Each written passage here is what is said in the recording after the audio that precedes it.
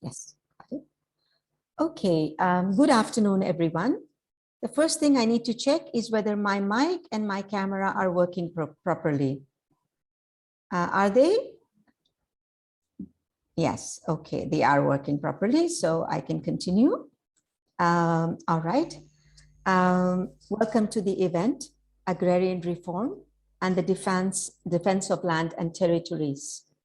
This event is co-organized by La Via Campesina, FIAN International, and Focus on the Global South as part of the celebration of 25 years of food sovereignty. I'm Shalmali Guttal with Focus on the Global South, and our program today is being divided into two sections. The first section is a retrospective about building the struggle for agrarian reform and the defense of land and territories. The second section will be on the current challenges in the struggle for land, water, and territories. I will facilitate the first section, and my colleague Philippe Soifer from FIAN International will facilitate the second section. Now, this webinar is being recorded and interpretation is available in Bahasa Indonesia, as has already been explained. You just have to go to the bottom of your screen, look for the globe, click on it, find the interpretation, the language Bahasa, and click on that. The webinar is also being live streamed on the Focus website. And I think on the chat, my colleague Anissa has put the link for the Facebook Live. So those of you who can see the chat can also share that with any colleagues of yours who have not registered and would like to watch it on Facebook Live. Now, we will start our program today with the Mystica. The Mystica today is an excerpt from a film made on the International Conference on Agrarian Reform that was held in the town of Marabá in the state of Pará in Brazil on 17th April 2016. The conference was held on this date to honor peasants who had gathered at a place called El Dorado dos Carajás to claim land for food production, and who were massacred by state and private armed security. And when you see the Mystica, you will also understand why April 17th has become the day of this International Day of Struggle for Peasants. So now we will watch the Mystica, and I request my colleagues to please play the video. Thank you.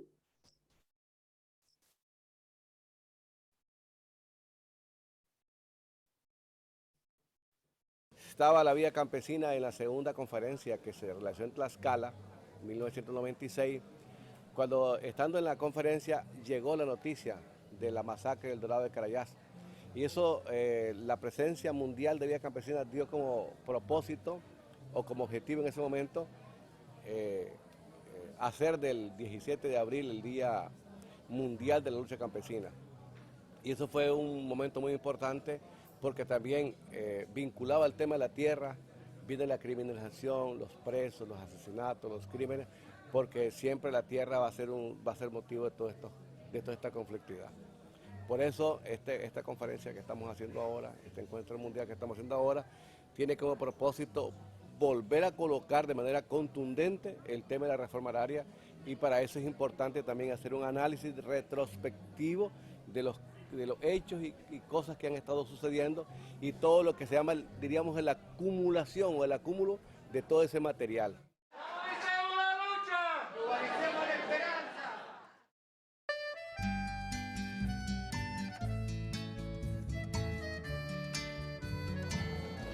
Madrugada camponesa, faz escuro ainda no chão, mas é preciso plantar.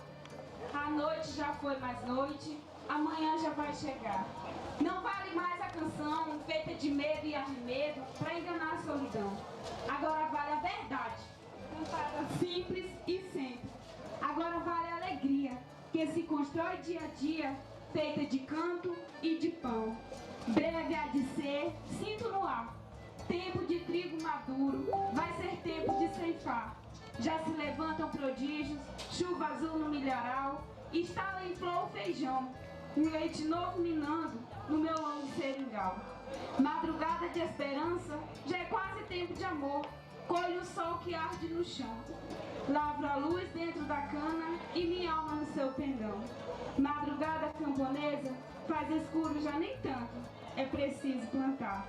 Faz escuro, mas eu canto, porque amanhã vai chegar.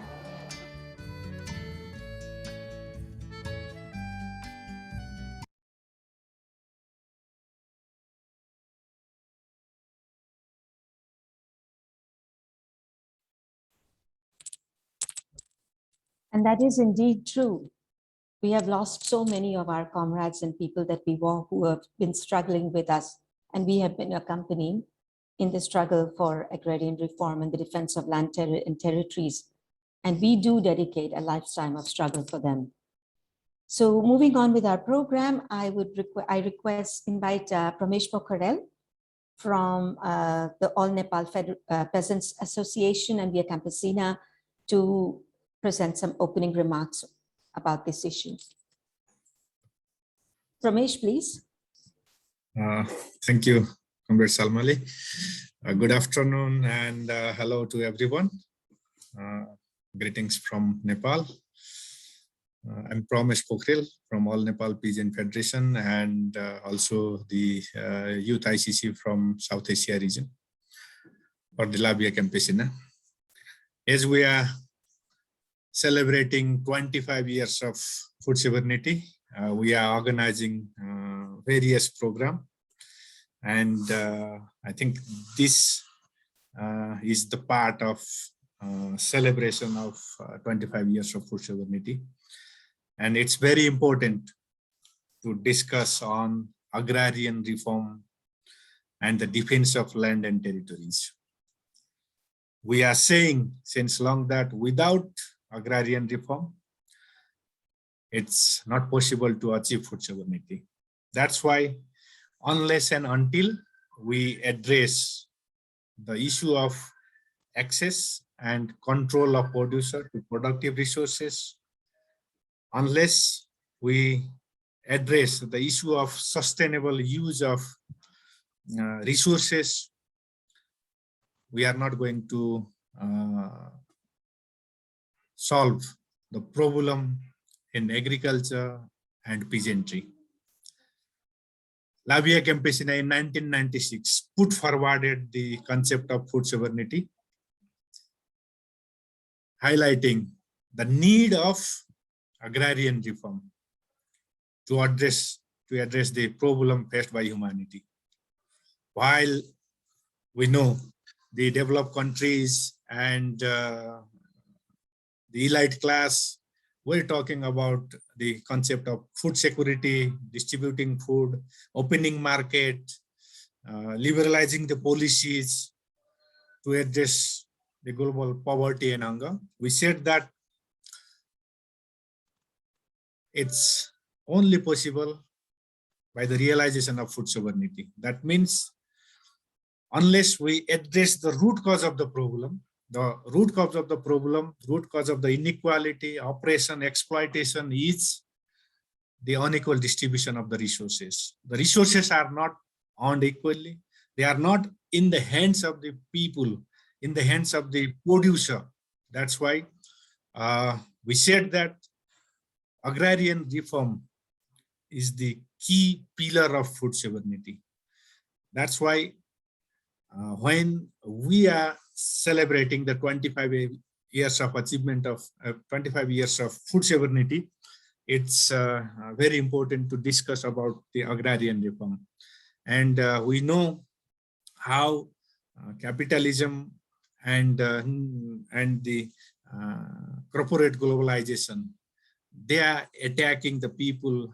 They are coming with different false solutions and how they are privatizing the resources, how there is commodification of the resources, the grabbing of the resources, misuse and overuse of the resources, creating so many problems we face today. And I hope that this discussion, we have very important personalities speaking in this session.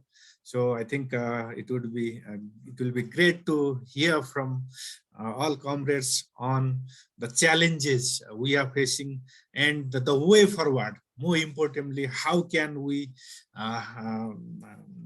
consolidate our struggle at local level? How can we present ourselves at the regional and national level so that we can have concrete actions and program to ensure the right of producer to productive resources, to defend our land and territories, to defend the right to the productive resources from land to sea, water, territories, etc. So it's great to have this webinar. Welcome to all comrades joining this webinar from different parts of the world. And I think we are going to have very important discussion. So I'm just opening the webinar. Thank you. Thank you very much for also giving me the space.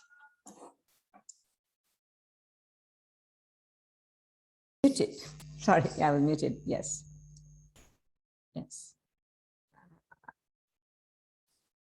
Thank you very much. Thank you very much, Ramesh, for those inspiring words.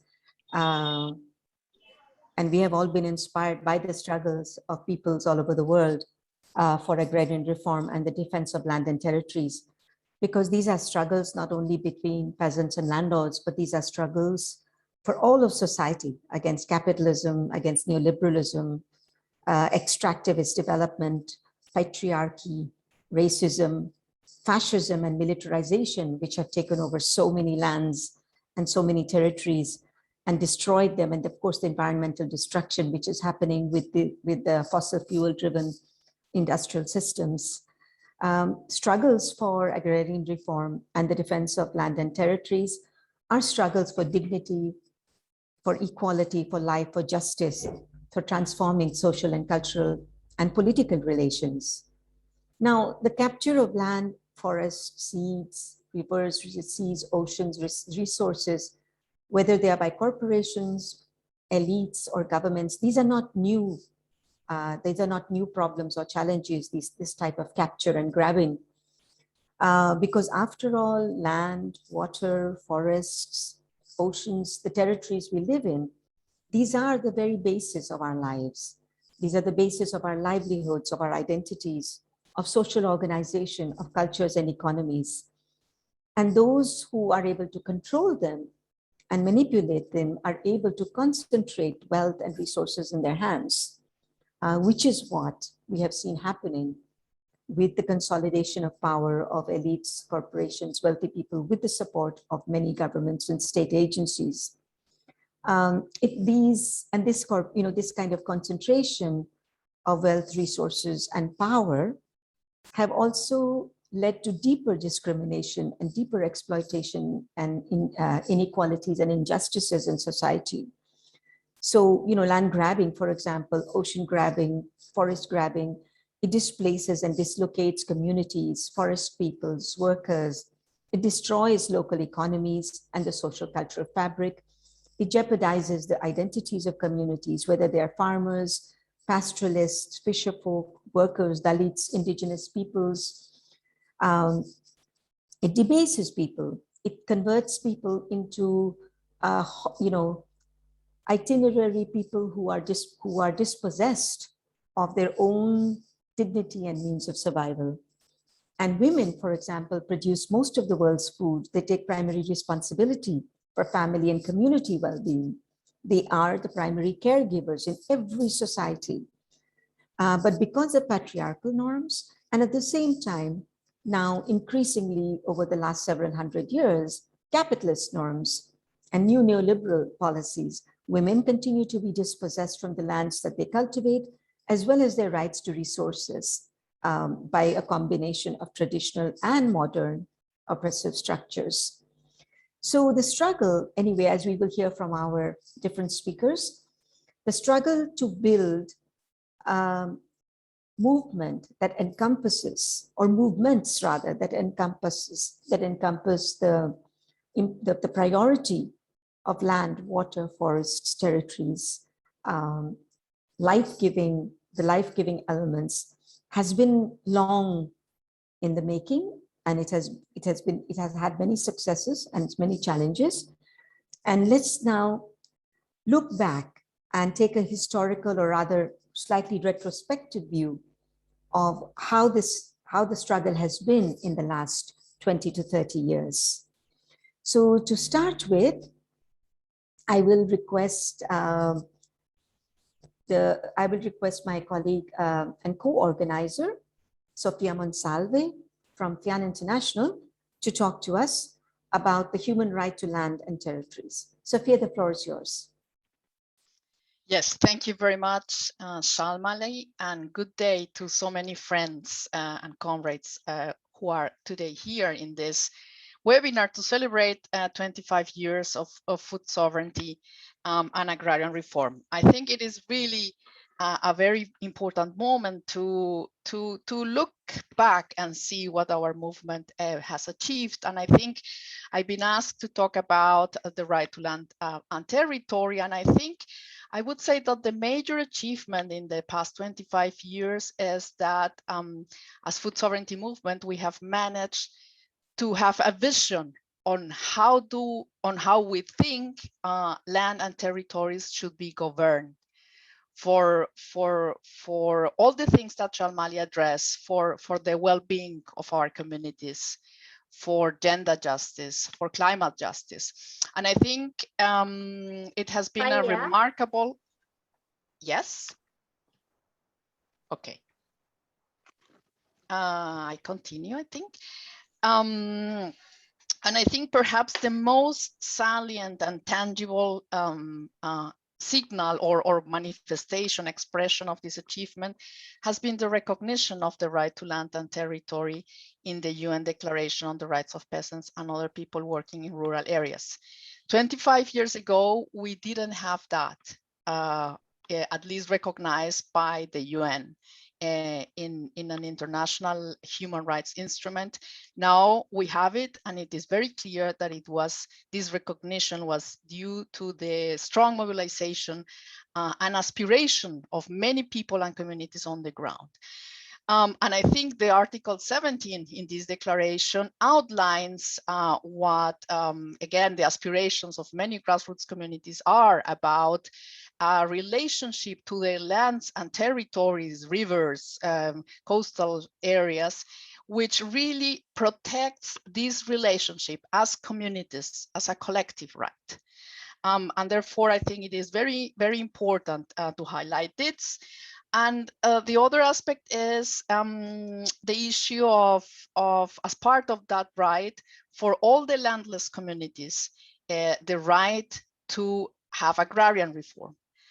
For women who don't have access to land on their own right, for the youth. This is spelled out in Article 17, and I think it is very important because the increasing land concentration in the world calls us today for revitalizing our struggle for agrarian reform, for an agroecological agrarian reform, a people's genuine and comprehensive agrarian reform, as MST calls it in Brazil. So therefore, I think that this Article 17 of the Declaration on the Rights of Peasants and Other People Working in Rural Areas supports struggles on the ground, gives them legal leverage to face the right to private property, which you know that it is prevalent in the way land is governed. It is very important also for turning land into a commodity, which is what we are seeing, and it is right. It is becoming really very widespread, and it is very important to commodify and financialize land and nature. So therefore, the right to land, as it was enshrined in the Declaration on the Rights of Peasants, opposes the idea that land is a private property and it is a commodity. which is, as you know, has become a financial asset for the global financial markets. So it also challenges the idea of state eminent domain, which many of you know. This is another legal tool which states use to dispossess people, to take away their lands, their forests in many countries. And the right to land opposes that view and challenges that view and gives leverage to the grassroots struggles to oppose that development. So therefore, I think, well, this is the main aspect I wanted to highlight. I think that the massive crisis that we are seeing, also a crisis of democracy and states, as Chalmali was pointing to, it would be naive to expect our states to comply with all these obligations. Of course, we will continue demanding them, but I think the most important aspect I wanted to highlight today is the vision that it is contained in the declaration, in Article 17 of that declaration, so that our communities and our capacity of self-governance is guided by this vision.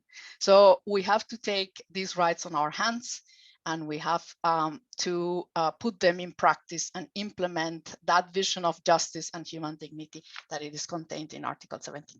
Thank you very much. Thank you, Sophia. Thank you very much. And I think it's especially important for us to keep in mind that when we talk about human rights, we're also talking about collective rights, as Sophia pointed out, because even the terms rights now are being put into the market and are being financialized, as the World Bank tried to do with their market-based land reform by creating land markets of individual buyers and sellers. Now we move to another very important voice in agrarian reform, along, Sophia and Mr. Fausto Torres have been, in fact, movers and shakers of the global campaign for agrarian reform, who put it all together. So it is my pleasure to show a video message from Fausto Torres from the CLOC and La Via Campesina, Central America. He's not able to join us in live because of the time difference, but he sent us a greetings message. So I request Anissa to please play that message from Fausto.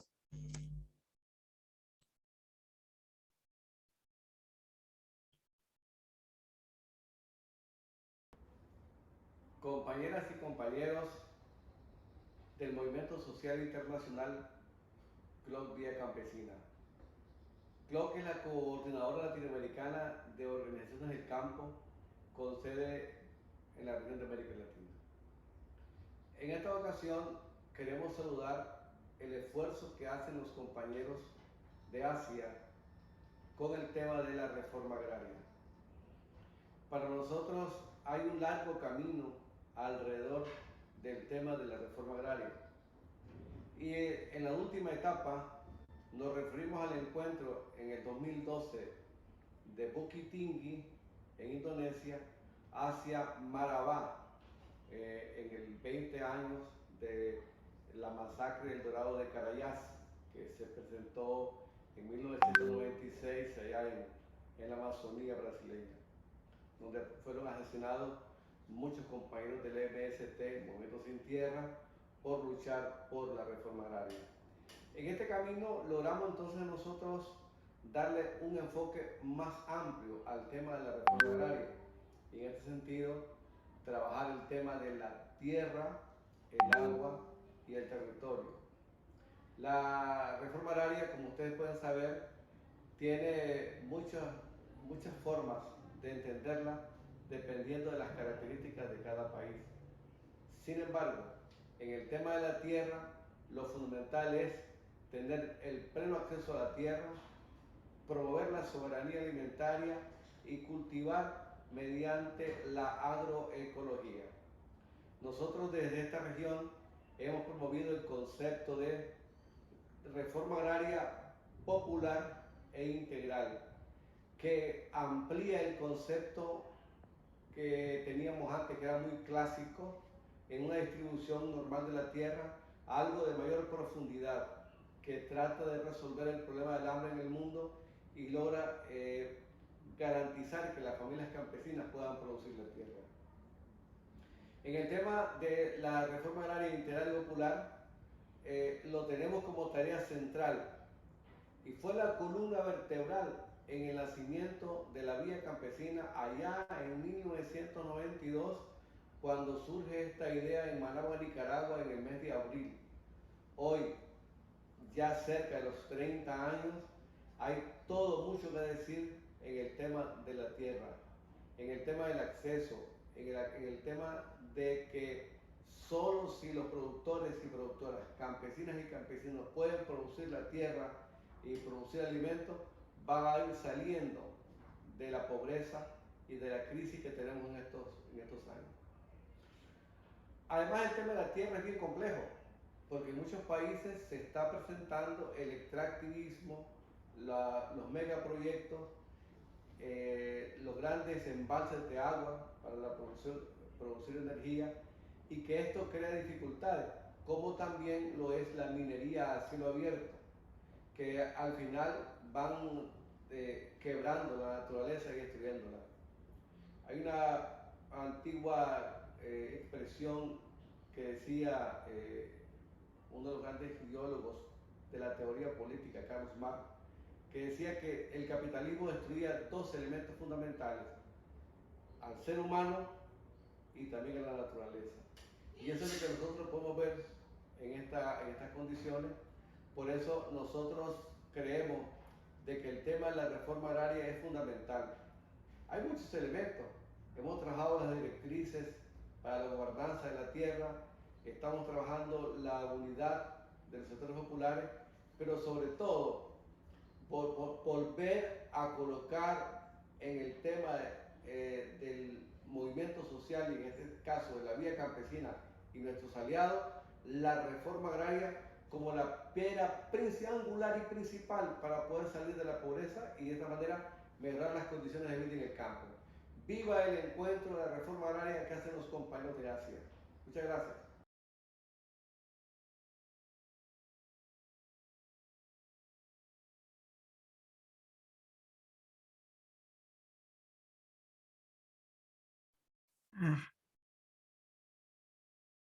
Oh, sorry, I was just getting my video back. Yes, so we heard now from Fausto. And now we will move to Indonesia and hear from Bang Henry Saragi from the Serikat Pekat Petani Indonesia. And Bang Henry was also the general coordinator of La Via Campesina when the International Operative Secretariat was in Indonesia. I think it was for 6 to 8 years. And Henry has been, how shall I say, when Henry was the general coordinator of Via Campesina, agrarian reform was definitely one of the top issues and the top areas of work and struggle that all of us took on in Asia. So Bang Henry, over to you, please. I will speak in Indonesia because more than 2 years not using the English.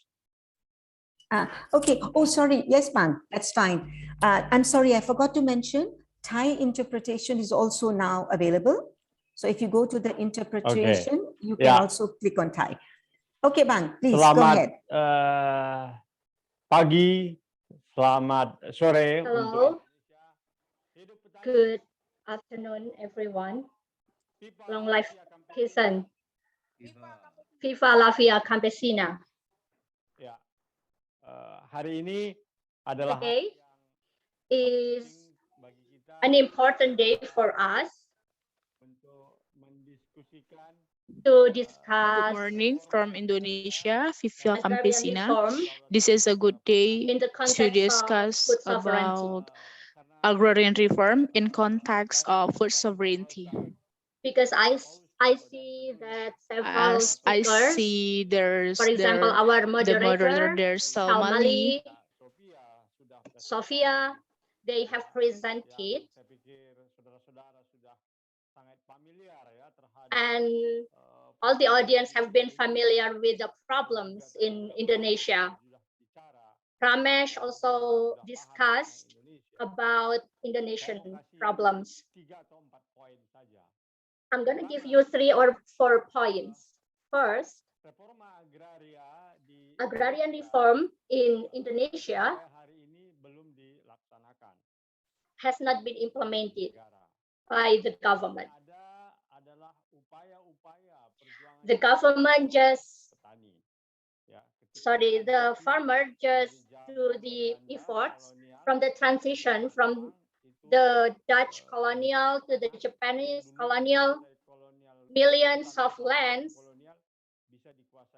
controlled by the colonial can be controlled now by the peasants. Those lands were used for food crops. Then when Indonesia got its independence in 1945 until 1965, though the President Sukarno issued regulations on agrarian reform, agrarian law, but the government could not implement agrarian reform. They could not implement it because they implement it as with law basic. Moreover, the next government, President Suharto, who was really capitalism,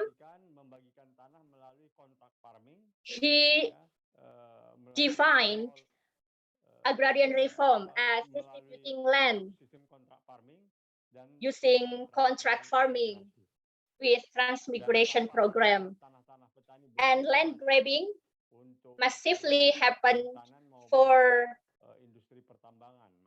planting, mining, and many more. Then the question is, when do we successfully recline? The answer is in 1998 until 2002 under the government of President Gus Dur and President Habibie in the transition power from the authoritarian power to democracy. From 2002 until today, the government have issued protections for peasants, laws for protection laws or support UNDROP, and also the government of President Jokowi, who distributed land, millions of land through Reforma Agraria, and also solutions for Reforma Agrarian problems. But in fact, there was no significant solutions for the peasant. Moreover, peasants' land was grabbed, and the law of omnibus law, new creations of labor becomes complicated. My question is, it seems that Reforma Agraria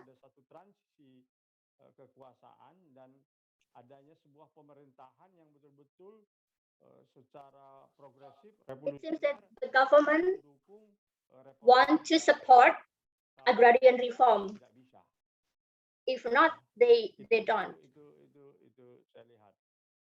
This is what I see. And I also remember what Peter said, that many lands of MST was occupied during the Cardoso regime, then in Lula regime. So the question is, did agrarian reform succeed in Venezuela under the government of Maduro?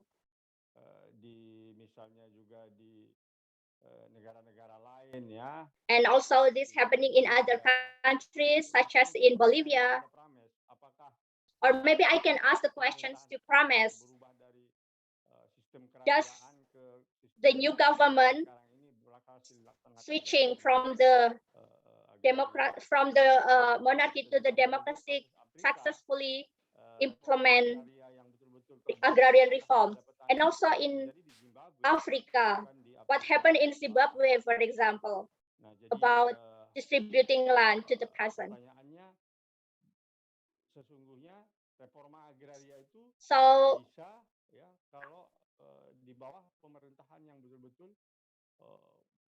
agrarian reform can be successfully implemented if the government really support this program and support with the quick process without laws, because corporates, they will hide behind the democracy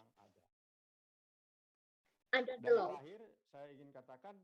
And the last point, UN draft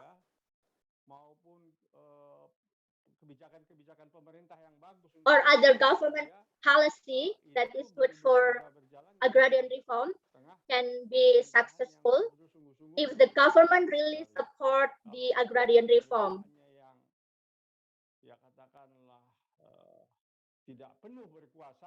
If the government does not really have power or does not really support, so agrarian reform will not succeed.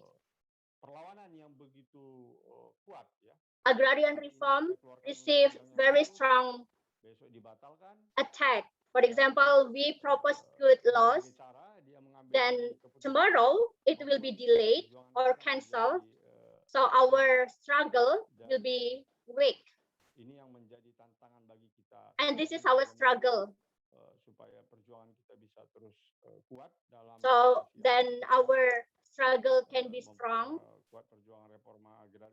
to strengthen the reform, agrarian reform, and also our politics, so that the government, so that the power will fully implement agrarian reform. That's all what I want to explain in this discussion. And I want to say that agrarian reform will successfully implement food sovereignty, like what happened in several countries who have solved the problems of food. Thank you very much to all comrades who have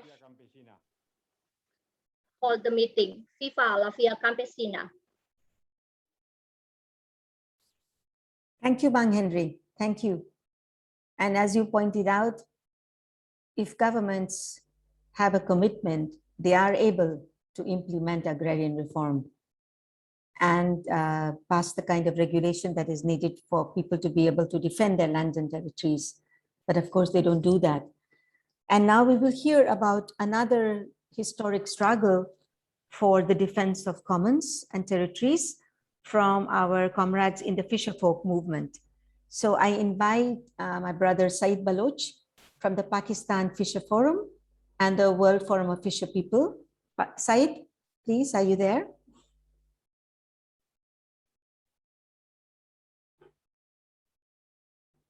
I know you're there. We saw a chat from Said. So I'm just waiting for Said to put on his camera.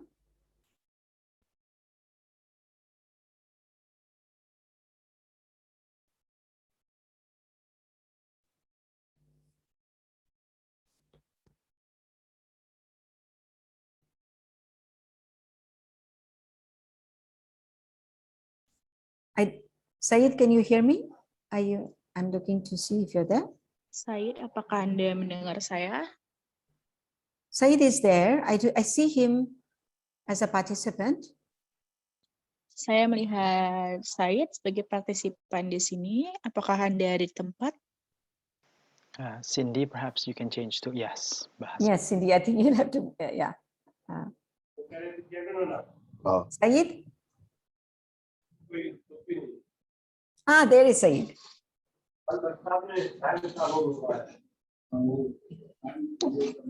Yes, everyone. Said. The floor is yours. Kahiye. Thank you. Because I'm waiting, people are outside. So there is a demonstration rally against the price hikes and the debt burden on Pakistan, Pakistani societies, Pakistan's economy. So we are all Pakistani, all here. They are facing the worst situation. So people are around me, so I'm come to the other side. So Pakistan Fisher Folk Forum, many of you know, the Pakistan Fisher Folk Forum is a membership-based organization of fisher folks. The many fishers are the seasonal farmer. So that's why we are engaged on cultivation, peasant activities. Pakistan Fisher Folk Forums organize some peasant, many coastal and freshwater areas. So basically, the peasant and fishers fighting for the livelihood. You know, it's a different kind, but because of they built barrages and dams, so many sea areas by intrusion, so many fertile land vanished by the sea intrusion. So many people who used to be the farmer, even big farmer and peasant, now they doing fishing as their livelihood, rescue. So the Fisher Folk Forum, one fight is this. Second, the many freshwater areas, they are under control. The big landlord who also very influential political figures belong to the ruling government parties. So they many times occupied lakes, pond, a small pond, and they covered the area and they buried the small pond with the mud or dry rocks, and they go to the they acquire land from the government and lease their name. So suddenly, when our people go to see, there is no pond.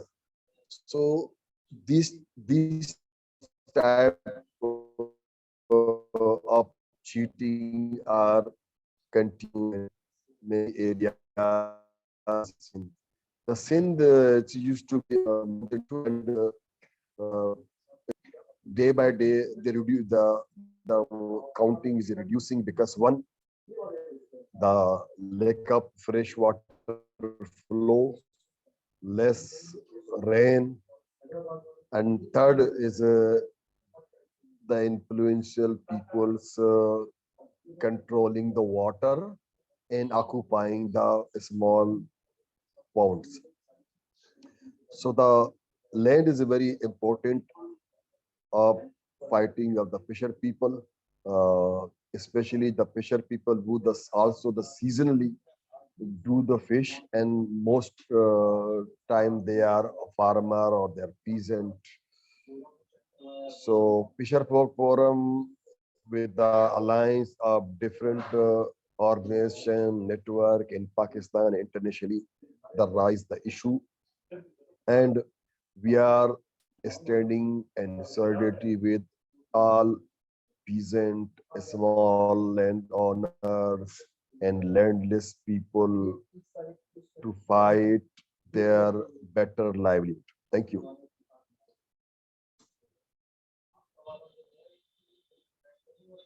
If I say I'm continuing, I have a more time. So Then there's a new European Union's blunder coming to the poor countries in the name of blue economy. Mm. The blue economy means commercially used all water areas, saline water areas, coastal areas to make money, give the land coastal to the private parties as the commercial use. The purpose, the most areas when it used as a commercial, the small fishers will be suffer. We have an example of suffering a small fisher in Karachi. In the Karachi, the area the most called Gizri. The Gizri fishers lost their landing site called jetty, fishing by net, and they go by foot to nearby sea coast. It called Sea View. But when the DHA, Defense Housing Authority, commercialize all the coastal land, for that every time their livelihood on a stake, they come to say fishers go away, and they don't allow them to go for fish. But because of Fisher Folk Forum as an organization and the people of the areas, we jointly fight against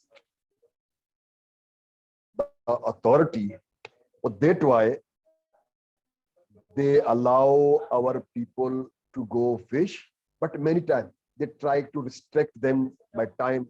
You come this time and go this time, or you not allowed the occasion days, such like Muslim Eid and other days, because there's a lot of city people go to see areas or during the vacation days. But our people fight hard to earn their livelihood. And the same, the all country in the same page, they polluting lakes, pond, rivers, and sea. The major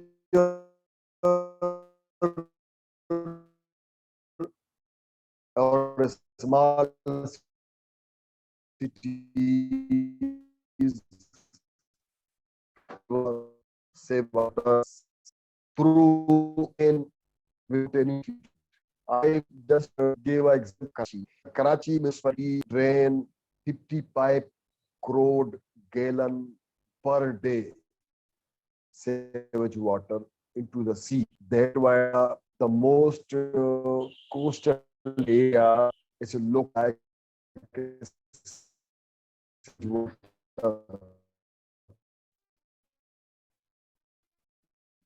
they smell like water and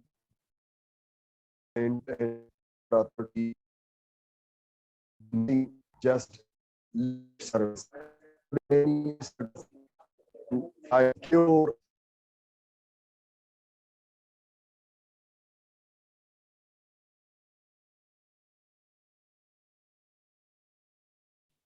I think we have lost Saeed's audio. It seems so, yes. Yes. Anyway, thank you. We have, Saeed already made many of the points that he wanted to make about the struggles of fisherfolk in protecting their ocean and marine resources, as well as the lands that they need for their housing, for their marketing, and for the production of other foods. Now we move to our next speaker is Peter Rosset, who has also been very deeply involved with the struggles of social movements, not only Via Campesina, but a number of other social movements in Latin America and Central America for the defense of land and territories, agrarian reform, agroecology, and food sovereignty. So Peter will talk to us about the evolution of social movement struggles. So Peter, over to you. Thank you. Thank you very much, Shalmali. Thank you to Focus, Via Campesina, FIAN, and the other hosts of this very important event. I'd like to share my screen right now. Let me see how I do this. Okay, very good.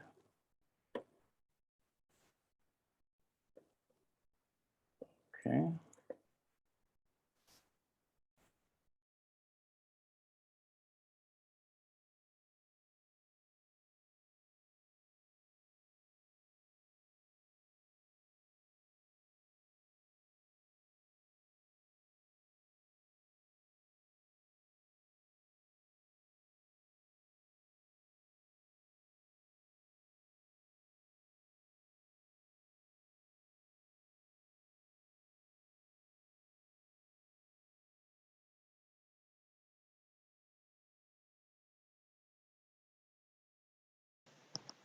You are muted, Peter. I think you are muted, Peter. Peter, you are muted. Peter, either you are muted or your connection is gone. I will send Peter a message.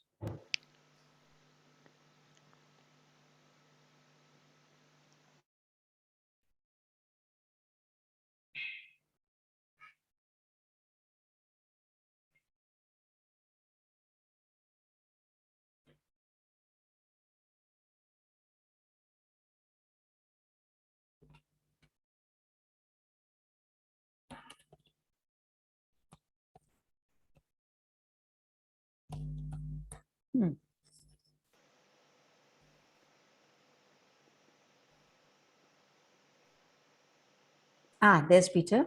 As I said, I lost my internet momentarily. The world has changed, so social movement struggle has changed.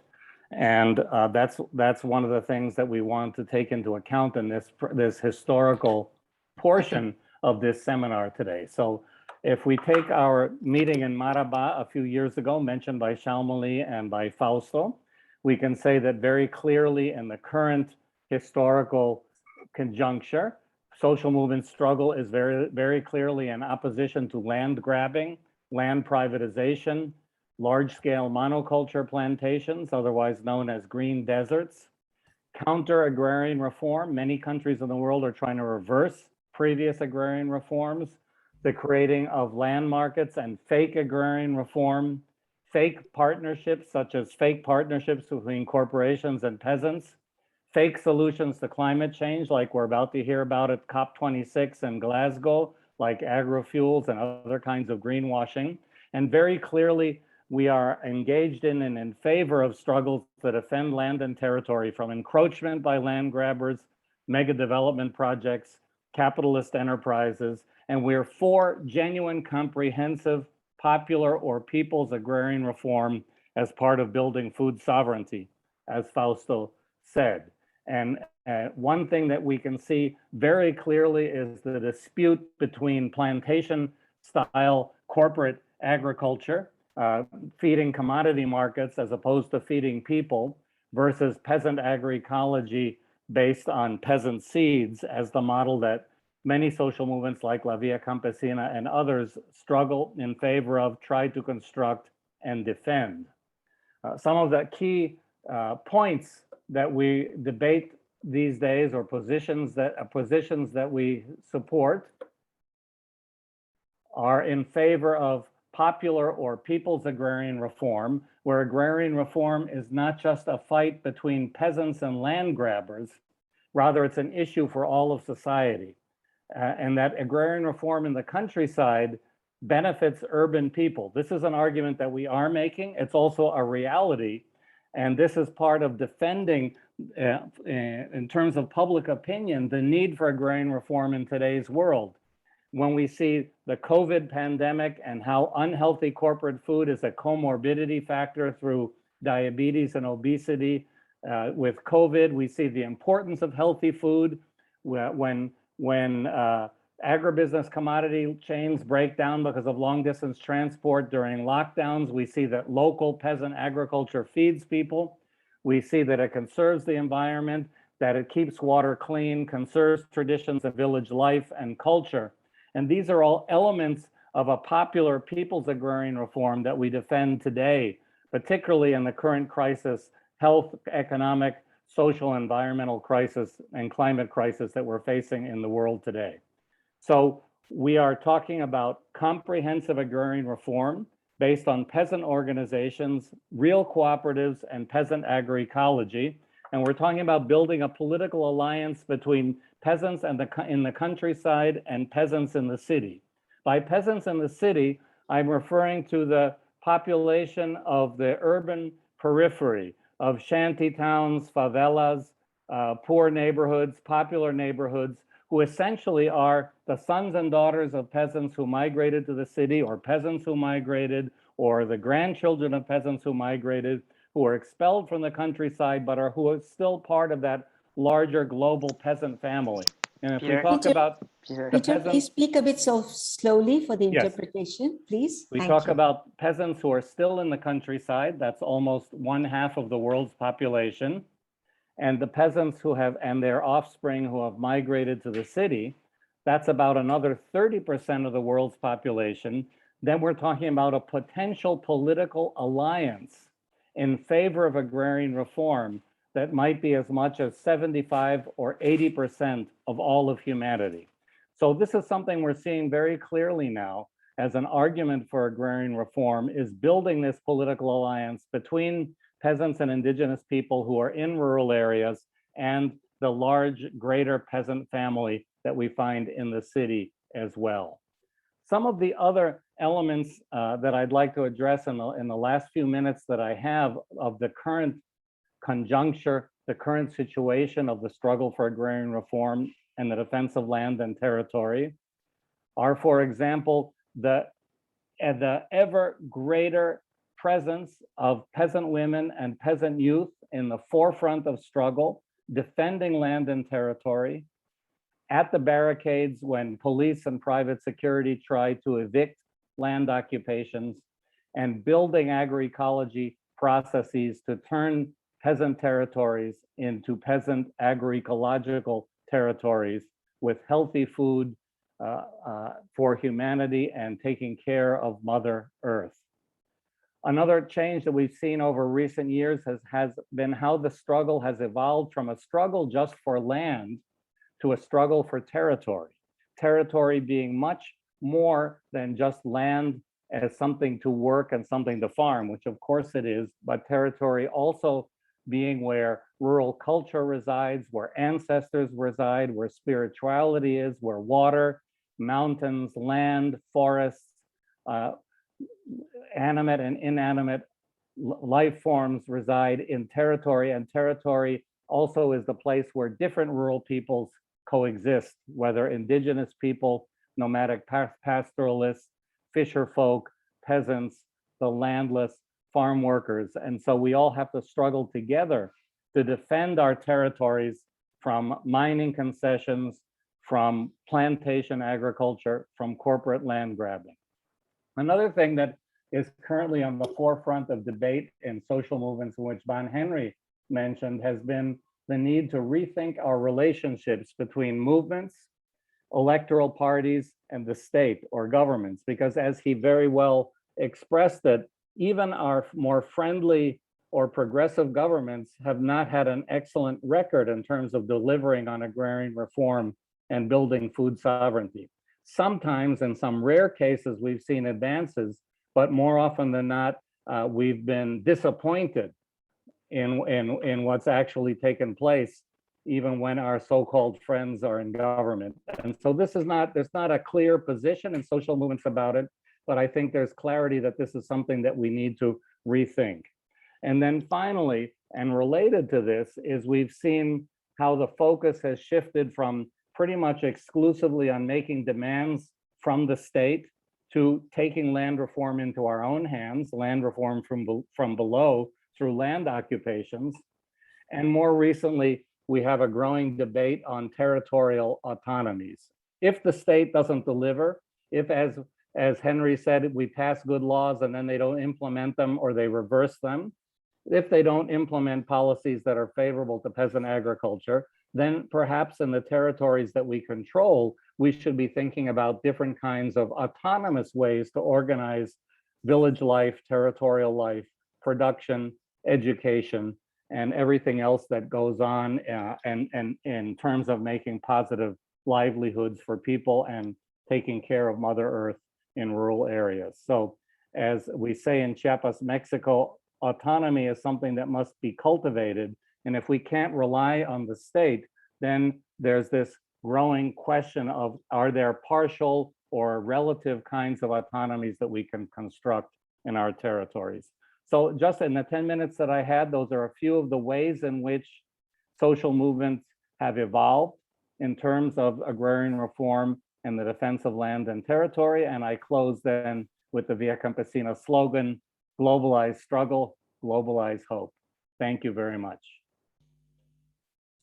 Thank you. Thank you very much, Peter. And of course, we realize that 10 minutes is a very short time for to go into depth into all these important issues. But that history that you provided and that you shared with us was very important. And we will, of course, put up we will make sure that the slides that you have here will also be put on the websites and shared online. Now, one of the very important issues that, of course, Peter brought up was the shift, the movement from the struggle for land to the struggle for land and territories. And Sofia Monsalve also brought this issue up when she made her presentation. And of course, Fausto Torres also talked about how this was a very important step forward in the evolution of struggles for agrarian reform and the defense of land and territories. And one of the places where land and water struggles have been brought together and are being brought together is the very vast and diverse continent of Africa. And we have with us today Elhadji Samba Sow from the West African Convergence of Land and Water Struggles. And I'm very honored to invite him to share with us what they have done in their struggles to bring different movements together and to link campaigns, movements at multiple levels and on multiple issues together. So Elhadji, please, the floor is yours. Okay, good morning, everybody. So I'm a little bit sorry because my network is very bad. I am in the field, but I will try to contribution and Pronat and also the global convergence. I will talk about the land grabbing, the land issues here in most of the country in Africa and mostly in West Africa. And we see that it from 2010, several land reform in the country and also a lot of land grabbing in all the West African countries because of the investment from the retired pension fund and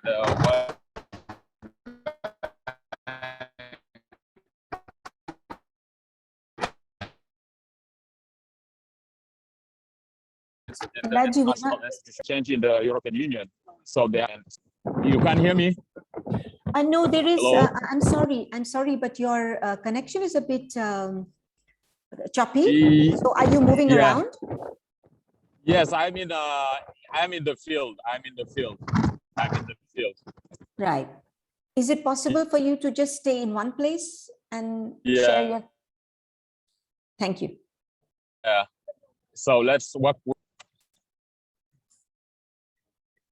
It's better. Yes, this is Hello, better. can you Yes. hear me? Yes, yes, Yes, okay. yeah. Okay, so as I say, it's some land grabbing that we have a declassification of 20,000 hectares of land. So we start fighting against this company and also other companies in different.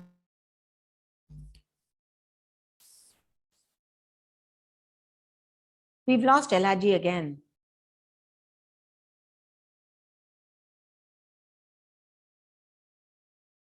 Convergence, because we know that if we go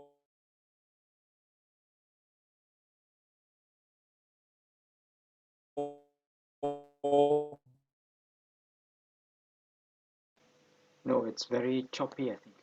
Yeah, if it's very and choppy. or a community, if alien go along, they will not win these forces. And to combine our force to see how to win this struggle. So that's why in 2014 I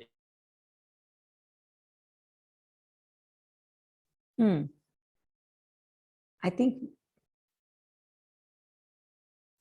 I don't know how to reach Elaji to tell him so that we are. Elaji, we're not hearing you. I'm sorry. Okay, you hear me now? It's okay. Yes, yes, I hear you now. We hear you now. Yeah. Okay, okay. So we set the global. We start with the declaration in Dakar, and after the international World Forum in Tunisia, we do another declaration, and we go back to Mali in Selenge in July 2015 to set up the global convergence. And this global convergence is struggling against land grabbing, water grabbing, and seed grabbing, because we know that where people take land, there is always water. That's why they're always taking the land of the people. So that's why we are fighting against land grabbing, water grabbing, and seed grabbing, because also international company want to grab the seed, and mostly in the African countries. So that's what we did. So every 2 years we organize a caravan, and the first caravan was from Burkina Faso to Dakar, and where we have we give a green booklet where we have our advocacy words. We give it to the we give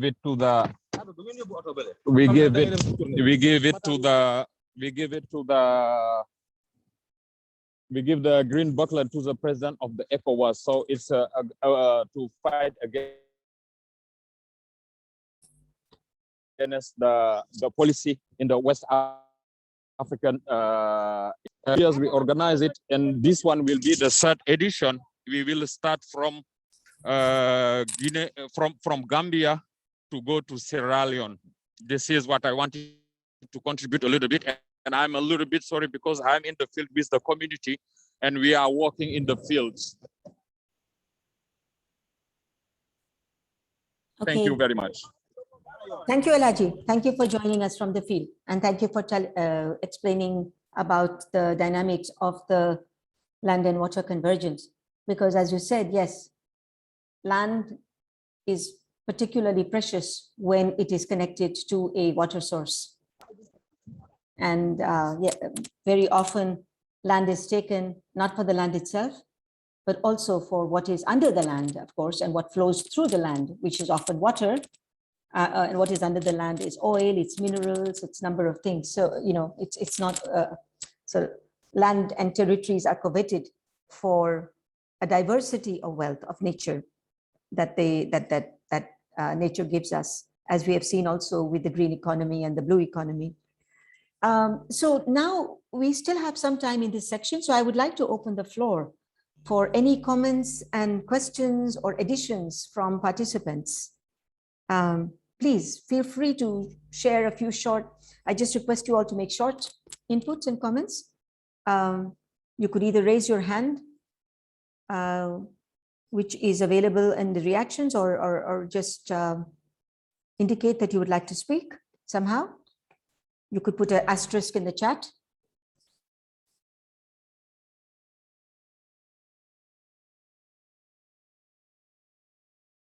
Would anybody like to share?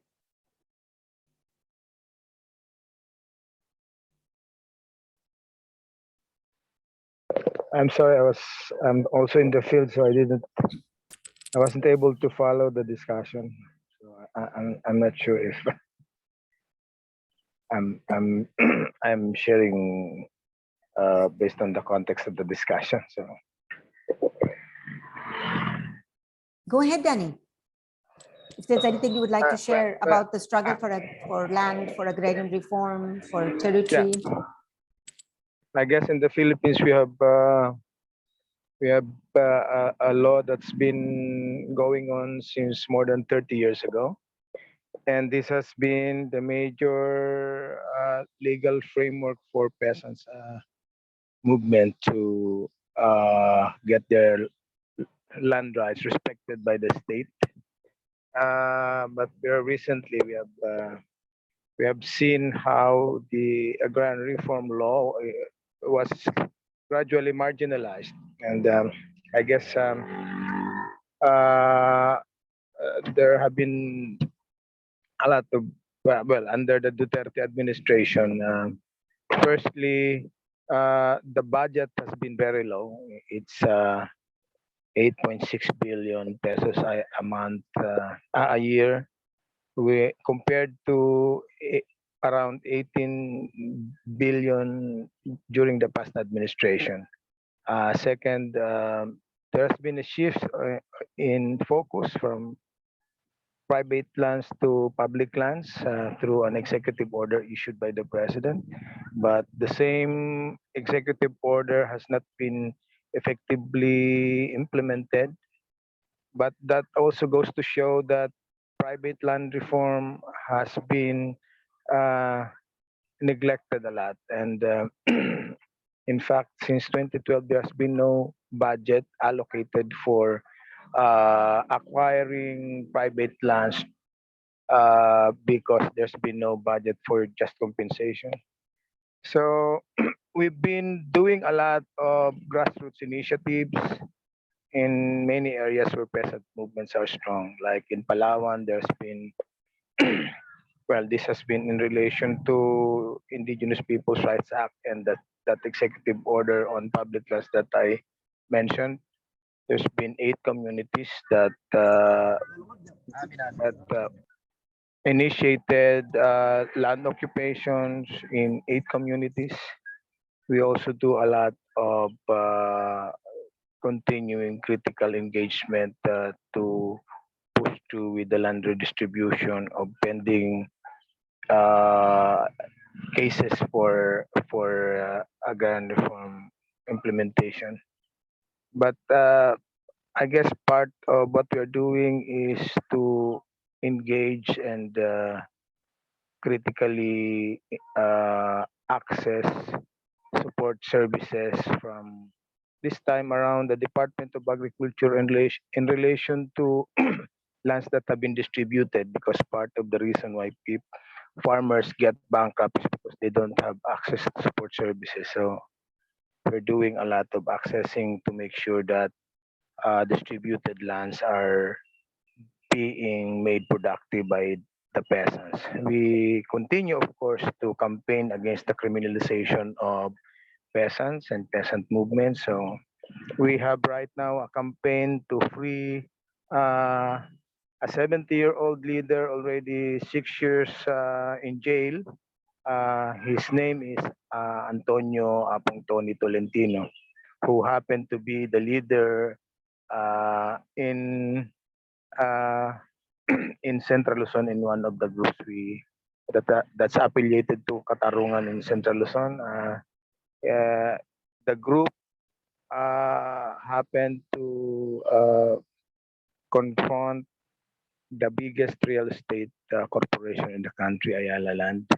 And so he was charged with trump-up cases of carnapping and kidnapping, which are non-bailable offenses. So we hope that if the next administration will be more pro-human rights, that we can be more effective in campaigning for his release. Okay. So yeah, That's all I can share. Thank you. Thank you, Danny. Thank you. It's very important to hear about these. Thank you. And the link between the whole criminalization and judicial and extrajudicial attacks on those who defend rights to land, territories, and life this has been an issue always historically, but it's intensified more and more in the last 20 years or 30 years, as we are seeing. Killian, please, the floor is yours. Thank you. Can you hear me well? Yes, please, go ahead. Very good. I wanted to speak on some points that Peter made. I've been working for a long time on a model for governance in a degrowth or post-growth world, and a lot of what Peter was talking about, I think, would be a part of that.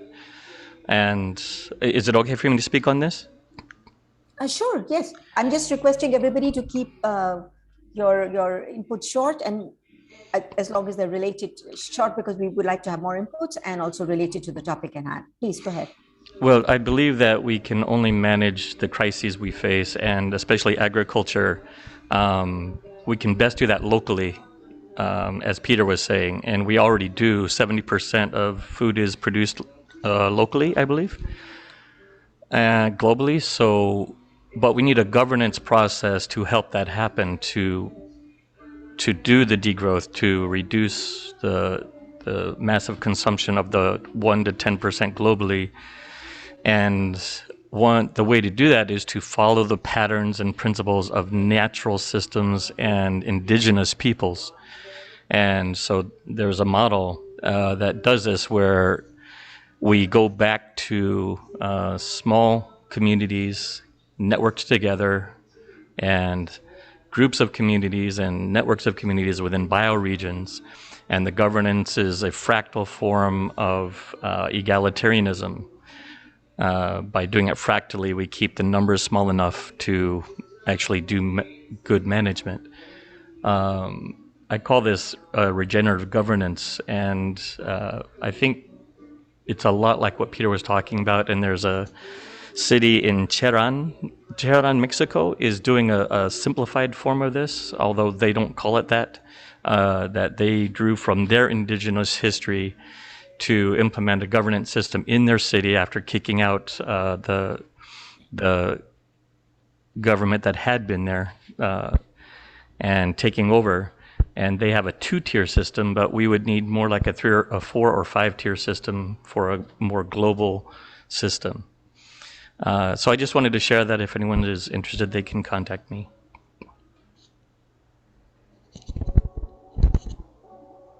I was muted. Thank you. Thank you, Killian. And I noticed that there are quite a few links being put in the chat.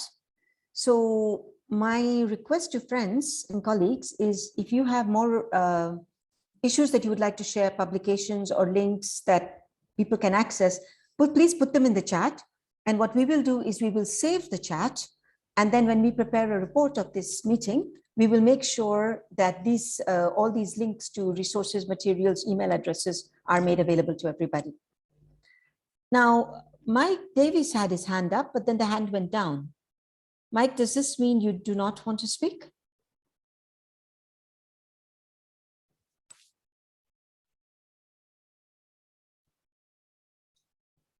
Yeah, you do want to speak. There you are. You'd have to unmute yourself, though. Okay, I'm unmuted. Yes, please. Good morning, everybody. Hi. Very interesting discussions and such. I'm following with interest from Zimbabwe. I posted a few links to some of the projects I'm involved with. But I think what's important perhaps for participants today is just to mention the World Social Forum. I'm a member of the International Council and working on the Mobilization Commission. And we are developing momentum towards a World Social Forum in Mexico next year. Obviously, many of you will be involved and such, but if anyone wants to get in touch with me and join commissions and work groups, they're more than welcome to do so. Via Campesina has been an essential part of the World Social Forum for a long time. But it's just an open invitation to everybody here to reach out if they want to link into the processes. I also work in urban farming in Harare, so if anybody's interested in discussing that, please contact me as well. Thanks, Shamali. Okay, thank you, Mike. All right, so we have just 2 minutes left for this section. I'm not seeing any more requests for the floors. So maybe, yes, maybe what we can do is take a short break for maybe 5 minutes. Do the interpreters need a break? That is almost for sure. Yes. So we request all of you to not go away, please. I mean, just go get your water. The interpreters need a short break because they've been doing this for 90 minutes now already. So please let's take a break and be back in exactly 8 minutes. And then we can start the next session in 10 minutes. Thank you. Keep the same link. The same link is on. And then we will go into section 2, where we have many more speakers and we'll have more space for discussion. Thank you.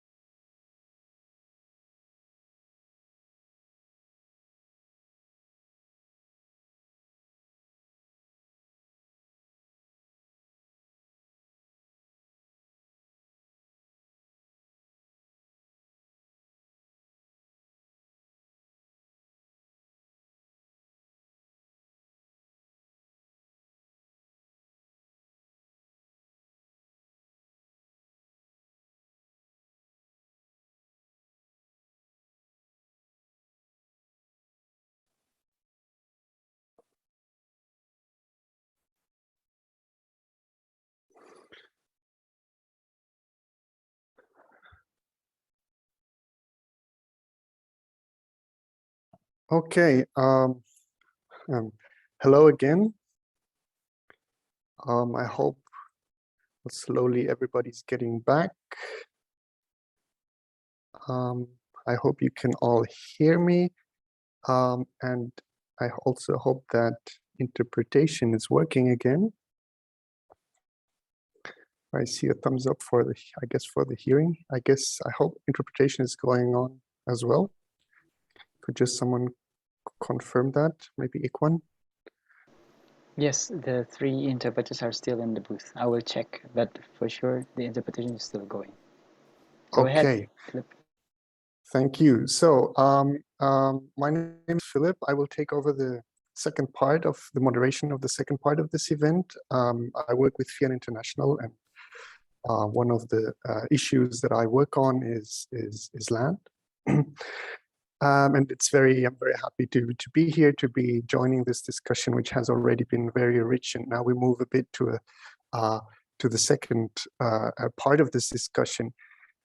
We started this event today with a bit of a looking back, but actually we have already started off speaking of agrarian reform and how relevant it is, but also how the, let's say, the work has changed, how the concept of agrarian reform has broadened beyond land to the notion of territories, and also beyond just an issue for peasant movements, but also for other constituencies. And we had our fisher folks, and we will hear from other constituencies also in the second part. And I think it was also said that what was mentioned several times is that there are so many struggles still ongoing against all types of land and resource grabbing. And I think we all know that we have seen a surge of these grabs over the last 15 years.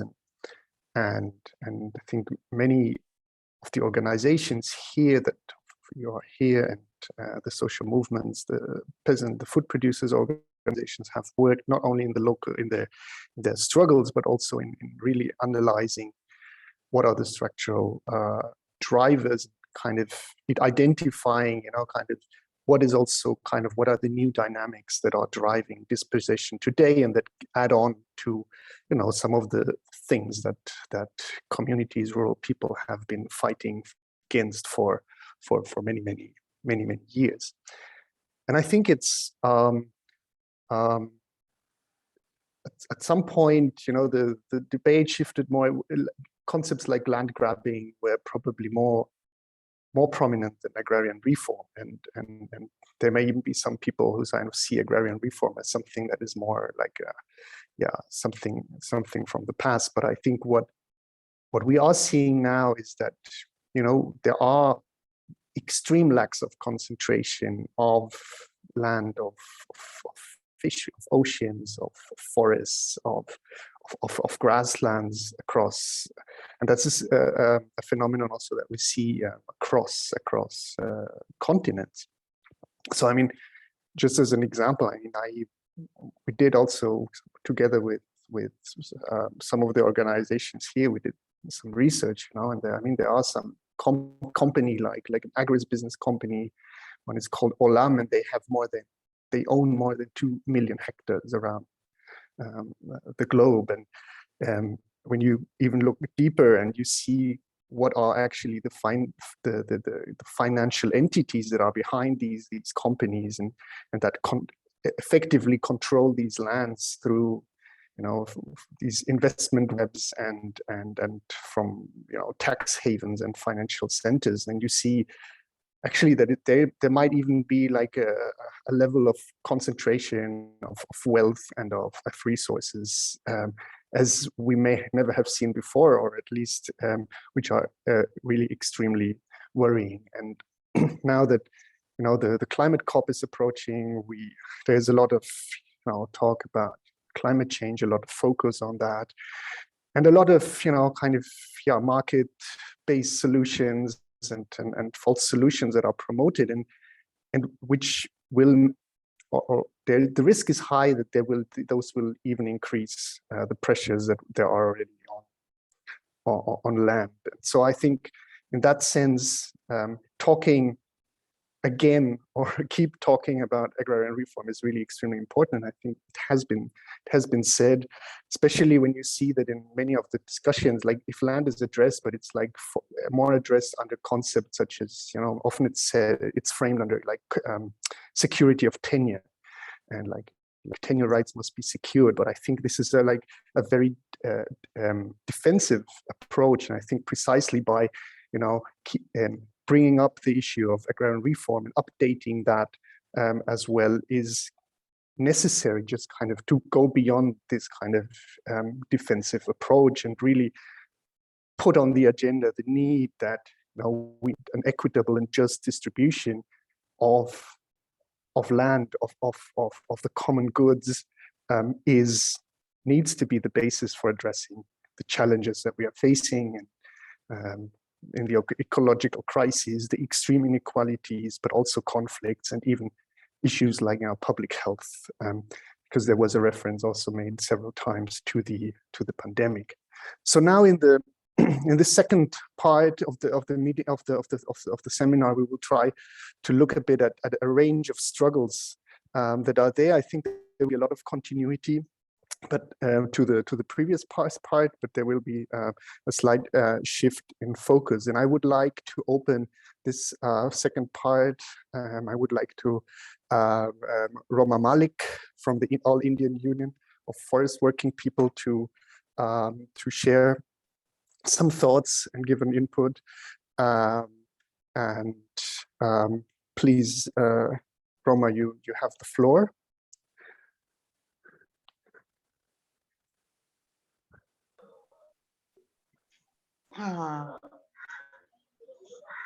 Hello everyone. Hello, Roma. We can hear you. Hello, welcome. Thanks a lot for inviting me in this very crucial discussion, and it's really honor for me. The basic issues that were discussed in the previous session were very important, and that helped me to really take this discussion forward. And the issue that has been, which is being discussed on the agrarian reform is really the need of the hour at this time when the corporate loot is really grabbing all our natural resources at an alarming rate and pushing the people out of their livelihood resources. So it's taking away all the livelihood resources and the source of their livelihoods, which is the only source of survival for the millions and millions of the people who are dependent on these natural resources. I come from All India Union of Forest Work People, and I'm also associated with the peasant struggle and the farmer struggle that is going on in our country since last almost 1 year under the banner of land rights movement, and it is now dominating our Indian scenario to quite a very large way. And in that also the farmers organization, though the issues have not been crystallized as such, but somewhere, you know, the issues that farmers organizations have brought are coming to discuss all those issues at the ground, which is affecting them, and the lands which are getting privatized and were taken over by the corporates, and the 3 farm laws that is being pushed into the parliament has been strongly opposed by these peasants organization, and they're struggling. And this is the, I think, largest struggle and a very big struggle that is being held in around the national capital of India, New Delhi, where all the farmers are camping since last 1 year, and they are really in large numbers. The government is trying to sabotage, and they're trying to take away and to crush this movement, but they have not been able to they have not been successful in crushing this movement, and it is spreading in almost all the entire rural areas, and it is talking about the issues of the farming community and the peasant community. But the issue of still the agrarian reform has to surface somewhere, and it will definitely surface in the coming years, as it is evident from the kind of corporate loot that is going on in our country, and by some corporate houses who are trying to take over all the lands that belongs to peasant and the agricultural societies. So it is really very important what has been discussed in the previous session regarding the agrarian societies, and what Peter was talking about in a very systematic fashion, and about the agrarian reform and the territorial excesses and the issues. And that is actually, and I didn't feel that you were talking about Latin American countries. I felt that it is, it is the same thing in India, and you were talking about the Indian situation.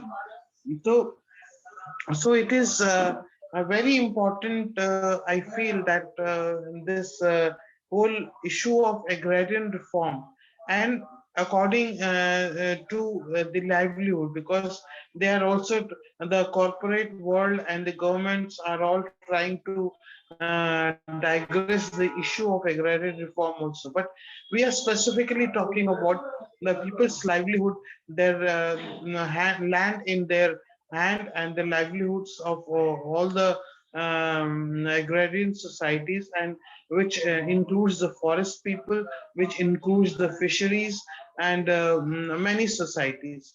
So, and I come from a forest rights struggle, and this struggle is also based on saving the and conserving the forest land and the forest area, and which is being very rapidly being taken over by the corporate sector for their the greed, and for developing many kind of big industrial projects as coal minings and various kind of power projects which is coming up in these areas, and it is taking over the people's land and their forests. So this is one of the area which is very important. We need to focus, and especially now in the forest areas, we have a very important legislation in 2006, that is the Forest Right Act, that talks about the people's control over the forest, the village councils taking over the forest. But the present regime or the government, previous government also, we had previous the Congress government, and now we have a very right-wing government, which is the BJP government. So they are not really interested in implementing such kind of legislation that empowers the people and the village councils, because that will not give the control to the industry and the industrial houses, and they will not be able to grab the lands. So this is the conflict that is which is going on between the farming societies, the peasants, the workers, and the forest people, the fisheries. And a very important aspect is that we are also connected with the workers movement.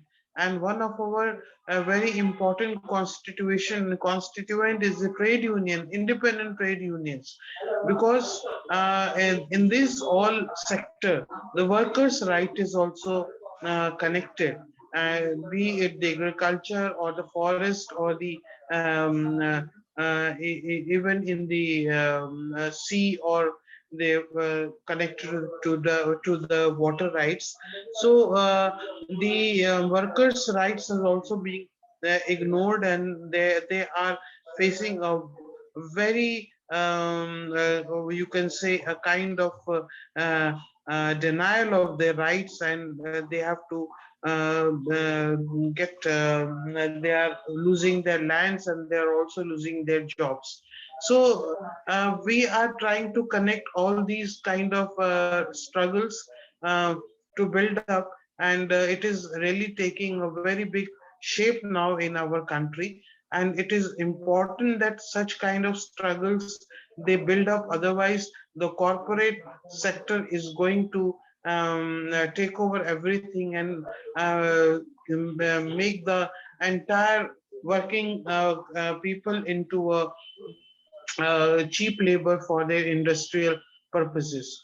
So in this light, I feel that it's very important to really build up this struggle around the world.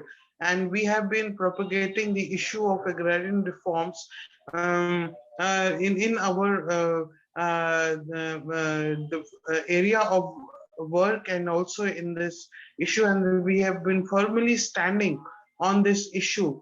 And though there have been this issue has been long forgotten, and especially by the political parties and the various other organizations. So it is not in the political agenda, but we are definitely trying to bring it as a political issue and the political agenda. And in the coming years, we are very confident that this will become a political issue to fight. And until and unless there is a political issue regarding the rights of the peasants, the workers, the forest people, and the people who are involved in the water areas. So this fight will not be very easy. It is a very difficult one, and which will definitely has to be talked and has to be taken in at a very bigger level. And we feel that this issue has to be taken at the South Asian level also, and we are working at the South Asian level with the countries like Nepal, Sri Lanka, and Pakistan. It's very difficult to communicate, but still, as comrade from Pakistan was talking about, and the issues that has been raised by him was very strong. So this issue needs to be definitely taken up at a global level, and it's a global fight against the very big and giant corporate sector that is bound to take away the people's livelihood and their only main resource. So this has to be a livelihood issue against the big corporate, then only, and this has to be a people's struggle around these issues, then only this we will be able to fight this giant corporate sector. So until unless this becomes a political issue, it will be very difficult to defeat the corporate agenda across the globe of these big people. So I feel this area is very important to talk about nowadays. And we as a All India Union of Forest Working People have taken this agenda, and we are aligning with various other people's movement and the other struggling areas, struggling people, to bring it into a core and the central agenda. I think I will stop here, and maybe I can pitch in later on.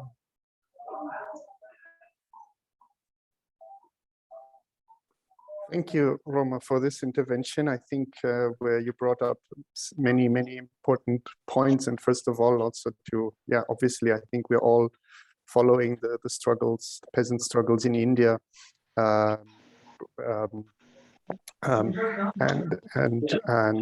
this mobilization that has been going on for many months now. And also what you say, I think is important. It was also echoes what was said, has been said partly before about, this kind of alliance between different regions of the world, but also between constituencies and as you say, it's also not necessarily only an issue of small-scale food producers, but also of workers, because these are also workers' rights issues. And then I think what you said about forests, I think, yes, as I said, I think there will probably be big pressure on forest lands as well over the next years in the whole, context of climate change and biodiversity conservation and offsetting schemes. So I think that's probably will be an increasingly important struggle as well.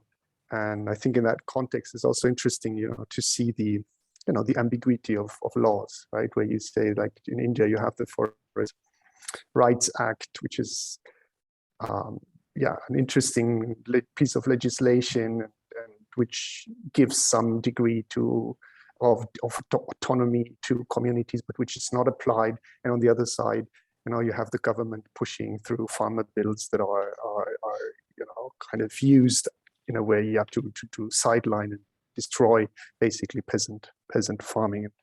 And I think also everybody here can join your call to build up the struggle around the world. And thanks a lot for your work, the work you're putting in to put this on the political agenda, as you have said, and kind of as a part of a struggle for a broader societal transformation and challenging power relations. And so thank you very much, Roma. I know also that you have family issues that you might have to attend, so feel free also to leave. We understand that. And thank you for having been here. I would like to pass on now we shift the continent, we move to Europe. And we also slightly shift the perspective on also issues that are linked maybe to urban areas, but also these kind of rural-urban linkages. And I'm very happy that Kees is here. I'm not sure if it's Kees Stad or Kees Udik, but Kees will tell us, or maybe it doesn't matter so much. But he's a housing activist. He's with the Union for Precarious Living in the Netherlands. And yeah, Kees, I'm looking forward. I'm interested to hear also your thoughts or your reactions to what has been said and your perspective on the issue of agrarian reform in your country and from your struggle. Please, Kees. Yes, thank you very much. And I am incredibly honored to be part of this meeting with all these impressive struggles that I hear about from all over the world. And we are doing that in Europe. I'm from Amsterdam. I'm talking from Amsterdam at this moment.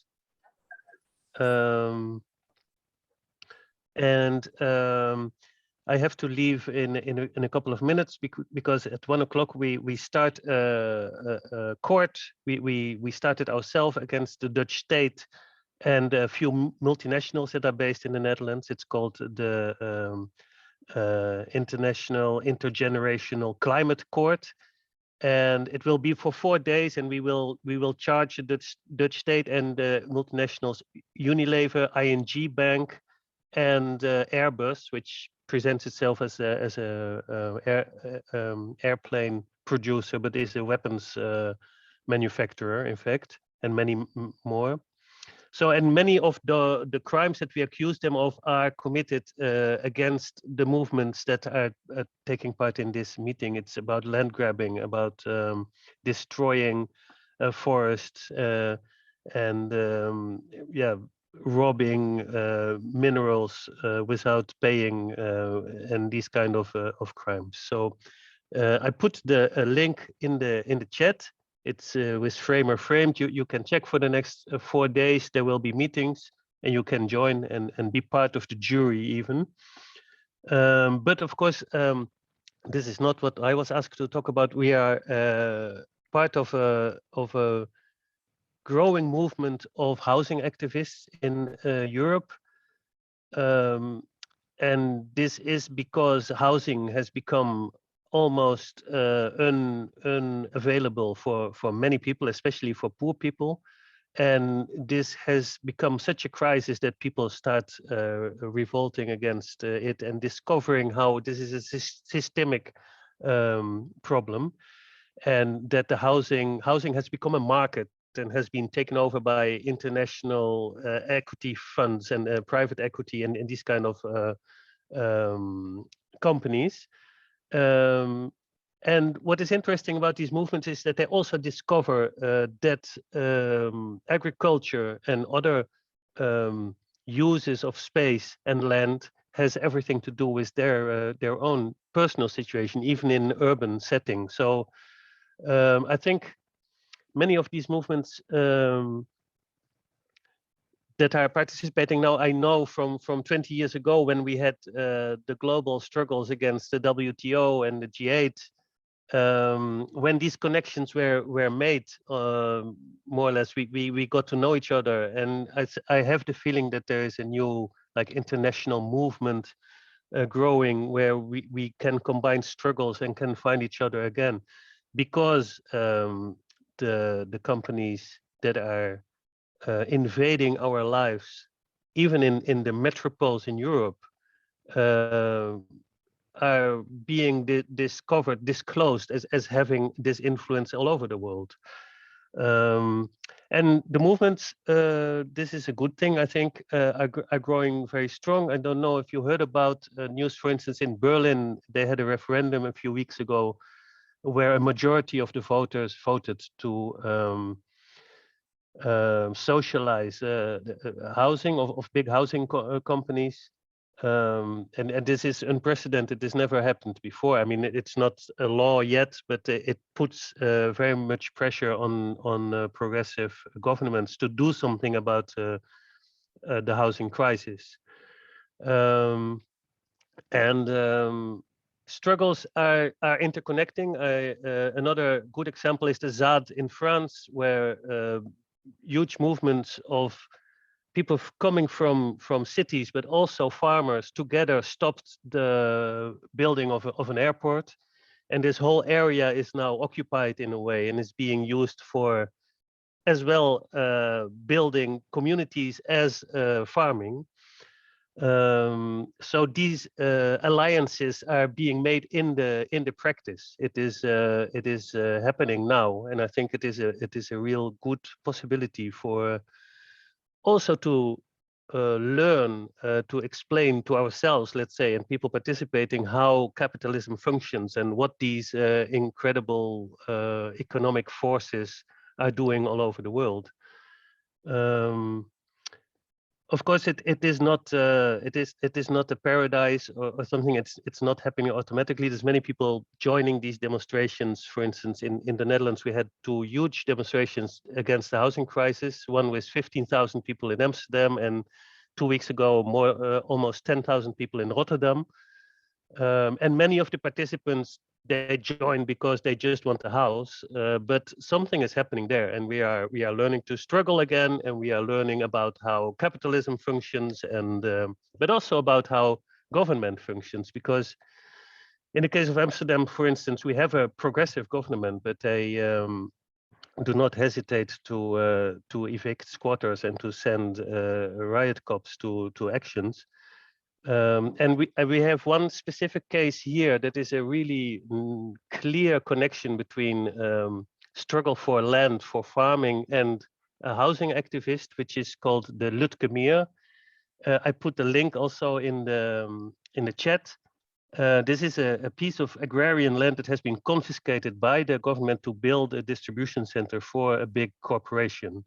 In this case, it is going to be for Ahold, which is the holding company for a supermarket chain, the biggest supermarket in the Netherlands, Albert Heijn.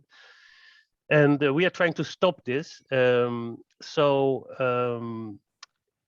link is in the chat. If people all over the world would like to show solidarity, that would help us very much. Take contact with me if you need more information, or the website, but that is mostly in Dutch, so that will be maybe difficult. And the other way around, if we can show solidarity or do actions for the struggle that is connected, then let us know. And that way we can develop international solidarity like it should be. I don't know. This is more or less what there's much more I could tell about the developing housing struggle in Europe. But maybe that's better for a different separate event, because it's so specific, and also each country has different developments. Yeah, that's more or less my message.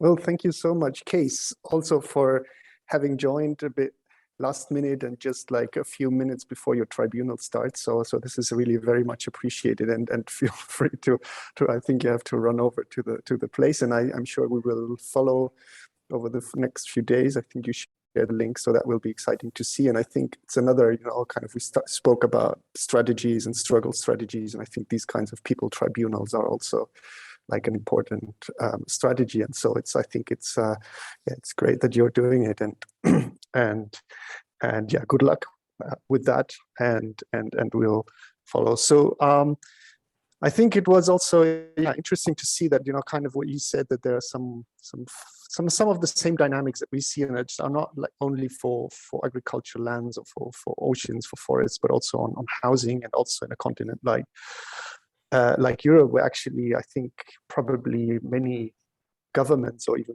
local authorities, if you say agrarian reform, they will just kind of, I don't know, they will maybe not even know what you're talking about.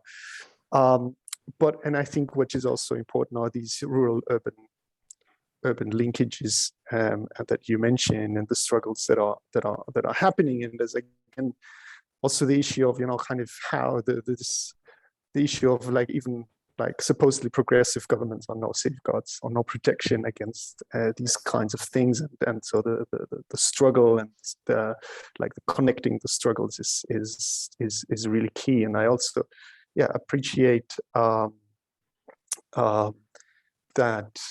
you mentioned the referendum in Berlin recently, which I think is quite significant, because it actually explicitly asks or was about expropriating corporate landowners who have like millions and millions of apartments in a city like Berlin. And I think it's a very significant development, as you said, because like this issue of expropriation, which was kind of like no-go, it was kind of a red flag in a way. It's kind of, now it's on the table, and it was put there by a big mobilization of tenants and of the housing movement. And I would personally be interested in learn much more, and maybe we can organize a separate meeting about that. I think that would be interesting. So please, Case, feel free to go to your tribunal. Good luck again, and thanks for joining.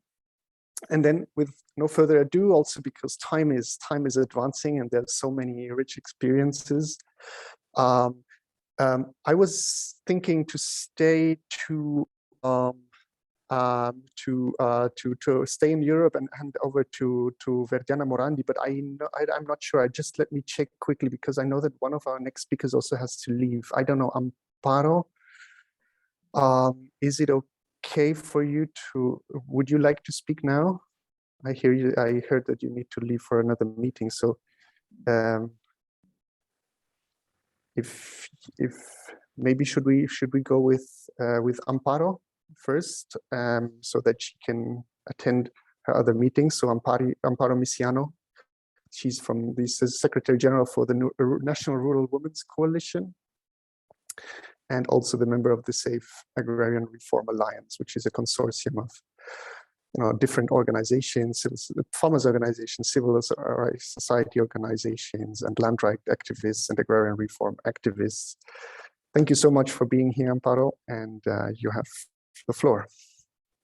Okay, good evening from the Philippines.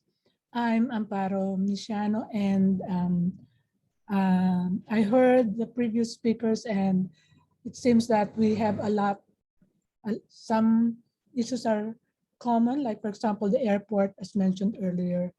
That is a big issue also in the Philippines, because thousands of hectares of land will be converted to agricultural land, converted to an airport. Anyway, I'm from the PKKK, or the Pambansang Koalisyon ng Kababaihan sa Kanayunan. It's a national rural women coalition, and we've been pushing for rural women's rights and empowerment for the past 17 years. we were organized in 2003. And we have this dream or our goal that food producers shall not go hungry. In the last year, when there was a lockdown, a few months after the announcement or the imposition of the lockdown, we asked our members, mostly our members are farmers, fishers, indigenous women, and we asked them how they were. Are they able to eat 3 times a day, or are they healthy? And they said that they're able to eat because they have grown crops that like root crops, vegetables, and that's what they consume as food. But after a year and 6 months of community quarantine or lockdown, by the way, the Philippines holds the title of the longest ever under lockdown. I think these answers have changed. Actually, we have members who have asked for help for food, and that's very, very sad. We believe that we have the capacity to feed ourselves, especially if we are guaranteed control over the resources and technology required to produce food. Hence, we continue to assert our rights to land and water resources. We assert agroecology as a sustainable way in farming and protecting our environment. One of our members, Paragos Pilipinas, and a member of La Via Campesina, has been pushing for legislative measures that will permanently protect the 143 watersheds in the Philippines that support agricultural irrigation systems. This signifies our outlook about people not going hungry is beyond the day-to-day survival, but rather for a long term. We women are intent on passing to another generation a legacy of sustainable, pro-environment, and pro-people agricultural policies and practices. We have constantly pushed for strategic engagements, such as the filing of legal petition to follow up on the more than 100,000 hectares backlog of the Department of Agrarian Reform. Unfortunately, the pandemic lockdown has delayed even further the serving of notices of coverage for the undistributed lands. And as mentioned earlier by Danny Carranza, also from the Philippines, Katarungan, he said that the current administration does not put agrarian reform as a priority, as shown in the budget allotted for agrarian reform. We have also engaged in the legislative hearings and joining mobilizations that call out the disaster that is the rice tariffication law. The liberalization in agriculture and food has practically wiped out the income and lives of our local food producers. For women, the worsening poverty in the rural areas have pushed many women to venture into other high-risk jobs in the urban centers and even overseas. This relates to the protection of territories, mainly because with little incentive to produce, many farmers are basically forced to sell their lands. And of course, this liberalization policies has a lot to do with it. The neglect by government is greatly felt by women peasants. This is why very recently, in the time for the International Rural Women's Day, we gave the Department of Agriculture our feedback and demand on the recognition of peasant women in the registry system. We have gathered evidence on the systemic discrimination of women by rendering them invisible in the farming and fishing sectors. Again, this is very important because we have finally asserted that women should be treated equally in agrarian reform. So equal status that will ensure access to programs should also be assured as well. Other initiatives related to the protection of territories that PKKK has pushed for in its rural women agenda is on opposing mining and other extractive industries. We have also opposed fossil fuel power plants that are not only worsen global warming, but also being put up in agricultural and forest lands and contaminating our coastal resources. For the indigenous women, the non-Moro women in the Bangsamoro Autonomous Region in Muslim Mindanao continue to protect and assert their ancestral land even to this day. Amidst armed conflict and displacement, they hold their ground and identities, and PKKK supports them as well in various ways, from small projects to leadership training and community food production activities. The lack of recognition and support from government have put them in a position of vulnerability. Sorry for the background. I'm near a highway. This cropping season, many have again risked resorting to loan sharks to avail of farming inputs, especially the seeds. Several times we've heard the importance of mobilizing seed companies to support our farmers in this time of pandemic. But what we really love to hear, however, is to mobilize support for our local farmers to help them preserve, select, and bank indigenous seeds. Seed banking is a must, and now we're starting a campaign to again regain the peasants' control, especially the peasant women, over the preservation of these seeds. Specifically, we are going back to an inventory of these seeds, starting with clusters of women, much like self-help group savings, not money, but rather saving seeds. We have started the inventory and sharing of seeds in around 10 provinces already. Supporting community-based seed banking requires a policy environment that supports food sovereignty and a broader appreciation of food as integral to health. We are pushing for localized food self-sufficiency plans. The health pandemic taught us a great lesson that not being hungry means we need to have a shorter supply chain from the producers to the consumers. We need to be able to supply at least our own basic needs. We articulate that food is integral to the ongoing health crisis. If we are able to communicate this clearly, we establish a role as part of the solution and recovery in our respective countries. Food is not just about hunger, it is also about overcoming COVID-19. We continue to organize and animate the democratic spaces in our communities, coming from a country that passed the anti-terrorism law at the height of the pandemic, just as what Danny also shared a while ago. We need to constantly oppose fascist, sexist rule, especially now that we are at the helm of another national elections. And we are actively involved in the national elections to make sure that we will have a national rulers who are not violators of our basic human rights and freedoms.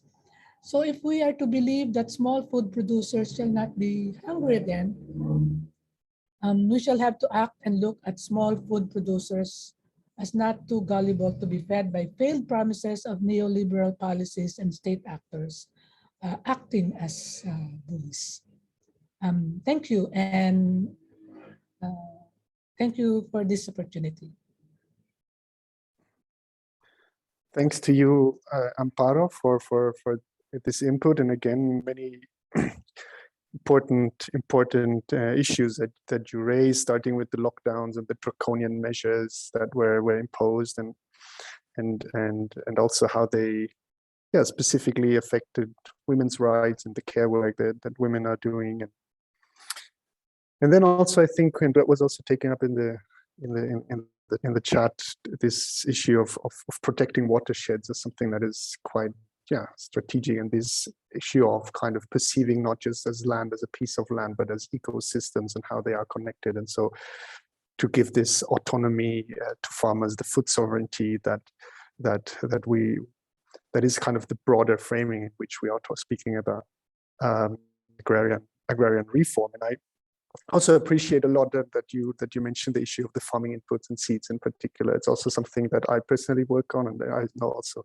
many of the organizations that are here work also on those issues. And these, I think it resonates with what we said in the first part, you know, of kind of this broadening the context and not just speaking about land, but speaking about territory, and kind of not just seeing it like as a piece of land, but as, you know, the way in which a community, people, they relate to the land and what they do with the land. And definitely also the control over their seeds is definitely an important part of that.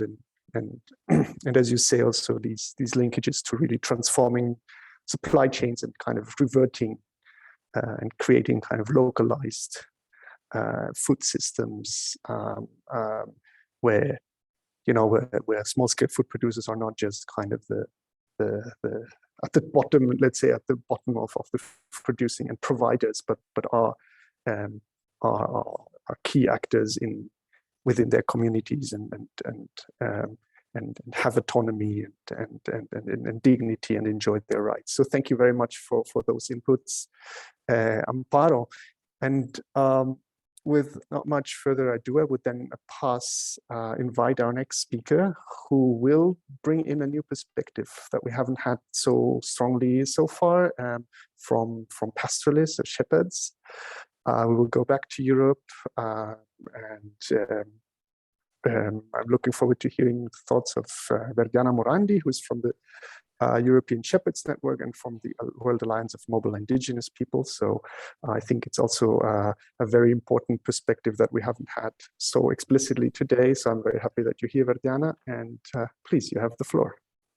Thank you very much. I'll start just by going back to something I read in the chat and I heard from previous people. And I want to say that being together is definitely a critical thing. It's critical because we need to go together and do our path together. The problem is that when we talk about this kind of working together in a job that is also a way of life that is peculiarly individual, this is problematic. I'm here on behalf of a European Shepherds Network and an Italian Shepherds Network also, and on WAMIP, as we said. But most of all, I'm here as a daughter, granddaughter, and shepherd myself, and try to give voice wherever I can to those who are right now working. So not everyone can go and give its own speech. So this is fundamental to remember. We are here on behalf of so many people that don't have access to communication and don't have time to leave their animals and to do some other jobs that are very fundamental, such as this of giving a feedback about what is going on. I also want to say that it's complicated, of course. This is common for shepherds, but also for peasants, to put yourself in a different light on a different stage. But we have to be strong and not to be worried about presenting ourselves as we are. I just want to give some inputs about what it means for us being shepherds and what is transhumance. We are a transhuman. That means that we've got a flock of sheep and we go around. We don't have a place where to keep our animal, just one place. We have to move. We move from the higher mountains in the Alps in the summertime, and then we move all along in the winter. And for us as Italian shepherds, but also this is something extremely common to everyone, movement is the key, because this kind of work is sustainable because it uses marginal resources. We use what left from other production, what is by peasant left on the fields, then our animal can eat that. And so we produce something which is the meat and the milk products of our animals, thanks to what is left from other production. But as movement is the key, we are experiencing very, very big issues concerning the possibility of movement. So the loss of green networks we've got in Europe, but it's the same all around the world. We've got more and more buildings and less green connection. So when you have to move a flock of animals, you have to somehow invade places that are already invading your old place. And more we try to, we are in peripheral area, in facing urbanization every day. Then of course our movement disturbs those who have already invaded our area, and we get some transit bans. This means that municipalities say that we are not allowed to be there, or we have just to move along, we cannot stop. But if you have animals, you know that the time you're given, it's not chosen by you, it's chosen by the situation, by the weather, by what your animals feel like doing it. I wanted to add that the pandemic also created more and more problems, because of course, because of the lockdown, we were also not allowed, many of us were not allowed to cross borders that we normally cross, which are administrative borders, which have nothing to do with what we usually do. And this is for me in Europe, but it's the same for the fellow shepherds in Asia or in Africa. I didn't mention it before, but what I've learned taking part to this kind of meetings is that maybe it's different. The color of the grass, I'm going with my animals, but the basic issue I'm facing are completely the same of what we are doing. So there's no difference at all. And pandemic blocked us all. They blocked also the market where we deliver our food, and so there was no market for us. In Italy, we also are facing some problems concerning the access to higher pastures land, because bigger companies are bidding better prices to the rent of those lands, and smallholders cannot afford those kind of money, and so they're step outside. If you cannot go to the better pastures, how can you improve your flock? Basically, in summer, it's the time where your animals can get fatter, can get better.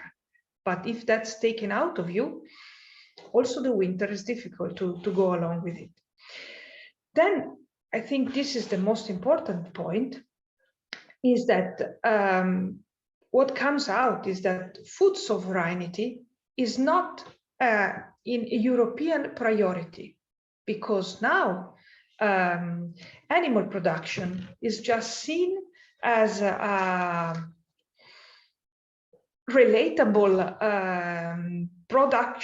produce of husbandry. There are green services that are taken into consideration, but food sovereignty, food production is not a key issue. And this is why, for instance, our needs as shepherds are taken on a second step. And first of all, wildlife is considered as fundamental to protect. And second, tourism. But it's never shepherd with their means of production, never. Production, husbandry, agriculture comes afterward. Afterward, wildlife, afterward, tourism. But no one understands that this kind of wildlife, this kind of landscape, and therefore this kind of tourism exists just because there is someone who preserves landscape as it is. Then, of course, the other big thing is that we are proposed new models of lifestyle, new models of managing our animals. They don't want no government want people to move along, because movement is freedom, and freedom has to be blocked, has to be checked, has to be controlled. And so we are forced to answer to more administrative burdens, to more unnecessary health control, which doesn't help to move along and to take care of the health of your animals. And if you block freedom, if you block movement, you block extensive production, extensive agriculture. And this means you lead to intensive agriculture, which is something not everyone can afford, and it's not sustainable. The other two struggles that personally we're not facing in Italy, but are for sure a question that goes all along with other fellow shepherds, are the preservation of cultural priorities, cultural determination, which of course, when they you take away animals from people and you don't let them roaming as they use, there is also a cultural loss, and also gender balance and the possibility to let women to work as a shepherd, to keep their own animal and to preserve their freedom, to preserve the possibility and the opportunity to let them feed their family. When we give up to all of this, we give up to very big thing, which is freedom, first of all, and food sovereignty. This is it, because I think it's better to have some key points of our struggle. Of course, if you want some to deepen some question, I'll be happy to answer. Thank you. Thank you very much, Verdiana, very much for this. Yeah, speaking from as a shepherd, I think it was very important and very, yeah, I take, one of the takeaways that I take, which I think is very important, that you spoke about the specificities of, of mobile pastoralism and, this moving around, and what you said about moving being freedom, and the restriction of movement, for example, in the context of the pandemic, as well, how that also kind of means very directly a restriction of the freedom. And I think that's very strong and very and very true. And I also think that it's what you also said, I think, and this is very important, are the different functions and the different benefits that mobile pastoralism has, and also in a way this kind of interdependence that as mobile pastoralists moving your flocks around, this kind of interdependency that you have by definition with farmers, with different communities, and which makes, let's say, which is an important part of your life, but which also can create problems, but which points again, I think, to the importance of working across sectors and working across constituencies. We don't have a lot of time left, but we have still one speaker, and then we will have some room, I hope, for some questions. I see also people are very active in the chat, which is very nice, and also people sharing, and so I think that's also what the chat is for. And by now, I would ask Anuka De Silva from Sri Lanka to give her presentation, or to present to share her thoughts, her inputs, her struggles. She's from La Via Campesina in Sri Lanka, as I said. So, Anuka, you have the floor.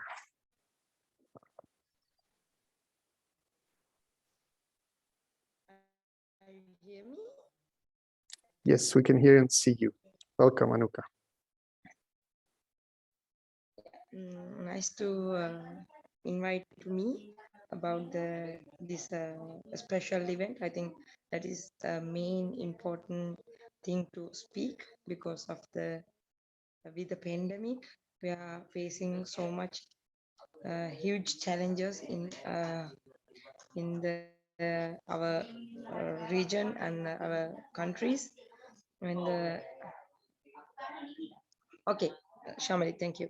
And I especially talking about which kind of agrarian reform we need, what's happening in now, especially in Sri Lanka. In the Sri Lanka, it's banning all kind of agrochemicals in the this year April, but we didn't have a proper plan to how we are bringing this political decision to make the good thing for the people. That is the main thing I'm going to talk. With this point, we are totally agree to do agroecology with the farmers, but we really need to good reaction from government, because in the we all know Sri Lanka is the small island in the Indian Ocean. We have a huge comfortable geographical location. We are in the middle of the Indian Ocean. In this case, all like a huge countries trying to occupy Sri Lankan lands. That is the main case we are facing in this situation. Mainly China giving huge kind of loans for us to for the especially the they are going to build the changing the infrastructural model. We have a 2002-2050 mega physical plan in here. It's a these days they are trying to, especially the Chinese investments are doing some big project in Sri Lanka, especially you all know it's they are building new land near to Sri Lanka. It's not a Sri Lanka part of Sri Lanka, that's we call port city. They're building new kind of Hong Kong. I'm calling like a Hong Kong, like a economical zone in the Indian Ocean. And also they're trying to build new kind of forts in here. They are getting like a 15,000 acres in the Hambantota. It's a other zone. It's like a huge big industrial zones. They're building forts and airports in here. And also these days they have a huge project about the Trincomalee Harbor. It's like a big natural harbor in Sri Lanka. And now China and India have a huge fight to get power on the Trincomalee Harbor. And also I'm going to talk about the what happening the changing point of the agrarian settlement reforms, especially in the north and eastern area, because we have a 30-year huge it's like a genocide, but it's like a war. It's war. It's a huge war. We have some ethnic war in here. After that, 2009, still the people didn't get their own land, but the majority in that areas, it's like a minority still in the under camp or some other place, but majority getting lands in the northern and eastern part under military control. That's another case. It's like a new kind of agrarian settlement only for the majority people. And also Sri Lanka government trying to change the huge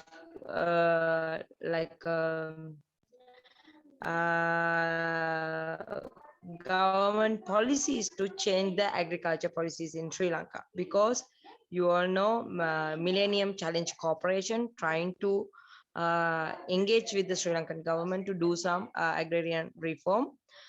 They trying to giving 480 American dollars billion to Sri Lanka for the changing the agrarian, like a do some agrarian settlement, like an agriculture project in here, especially the changing the land policy, because they're trying to get new FDs, like investors in here. They trying to change our agriculture policy and also the land policy. mainly because in Sri Lanka, we have a like a different type of land policies in here. They cannot sell out to the investor indirectly. That the case.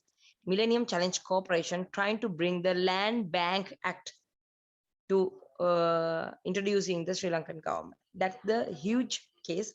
In now we are so like a new agriculture companies, investors in here, especially the Dol Lanka. It's under the Dol International Company. They are growing bananas in here. They're destroying, grabbing forest and a lot of areas in Sri Lanka.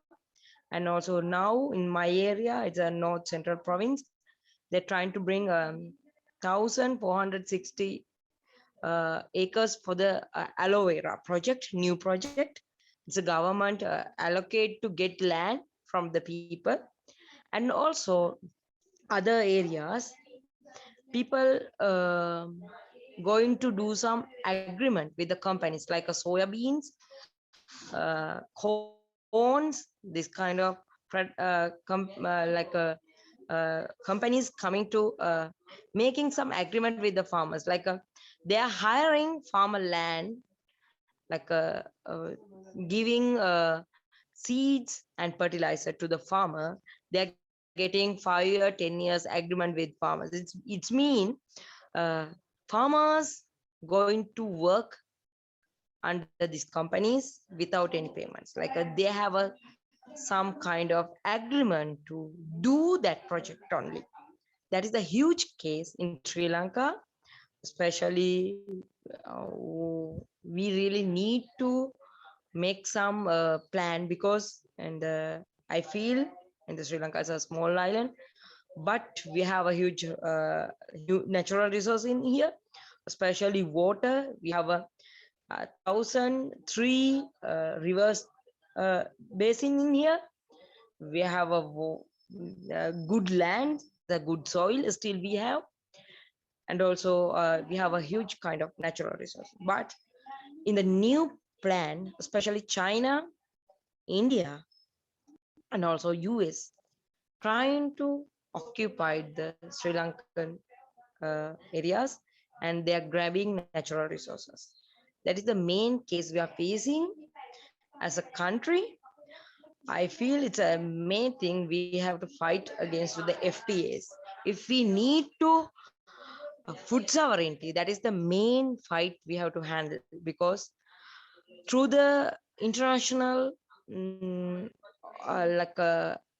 companies trying to engage with our sovereignty, destroying our sovereignty. Mainly we have to against to FTAs, which kind of loans government getting, which kind of agreement government going to do. We are these days, as a Monla Movement for Land and Agriculture Reform, that is my organization, we are mobilizing people against that, because in the I talking about the how government trying to banning the agrochemicals. It's a good idea, but we have some like a fear about this agenda, because World Bank saying in Sri Lanka it's not too they didn't have any idea to do agroecology, like organic agriculture or something. Whatever we are doing now, just it's just a consuming. But the World Bank said it's not enough for the Sri Lankan economy. We have to change our agriculture pattern. That we are under threat. We don't know which kind of pattern they are going to bring, because they are introducing organic agriculture through the companies. That is our main fear, what they are going to do, because we don't need to outside plan for our countries, but they're trying to involve with the Sri Lankan economy, especially they are grabbing lands. That is my main concern. And also in that fertilizer ban, we don't know what's their hidden agenda, because MCC, Millennium Challenge Corporation, is still not signed with the Sri Lankan government, and also China totally engaged with our infrastructural project. That's the case. China saying we have to buy the organic fertilizer through the China and also India. These days we are fighting against that. If we need to food sovereignty, we need to plan what we are consuming, what we are going to growing, what we want. We need to our solidarity with each other, and we need to fight with the market. We need to make a plan to for market. And also we really need to farmers' right, who control the natural resources and lands and seeds and all things. It's not just only for the organic agriculture, not for the solution for the chemical farming. That's my concern as a Sri Lankan perspective. I really happy to involve with you. Thank you so much to invite me. And that's why we are saying we need to food sovereignty. It's not just like a mechanism, it's a way of living. That's the main thing. We really need to bring food sovereignty for people. It's not like a paper, it's not a document, it's like a way of living. Thank you so much. Thank you.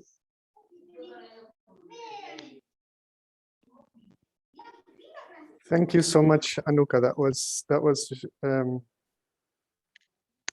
Thank you so much, Anuka. That was very, yeah. Again, it made so many, connected so many issues, right? And I think it's interesting that you also spoke about this issue, making the link between the agrarian reform and the decision of the Sri Lankan government to not to phase out, but to ban agrochemicals basically from one day to the other, and the kind of, yeah, how that then falls again on peasants, and how, you know, this agrarian reform is also part of this bigger transformation towards agroecology. And I think what the other thing that I thought was really interesting from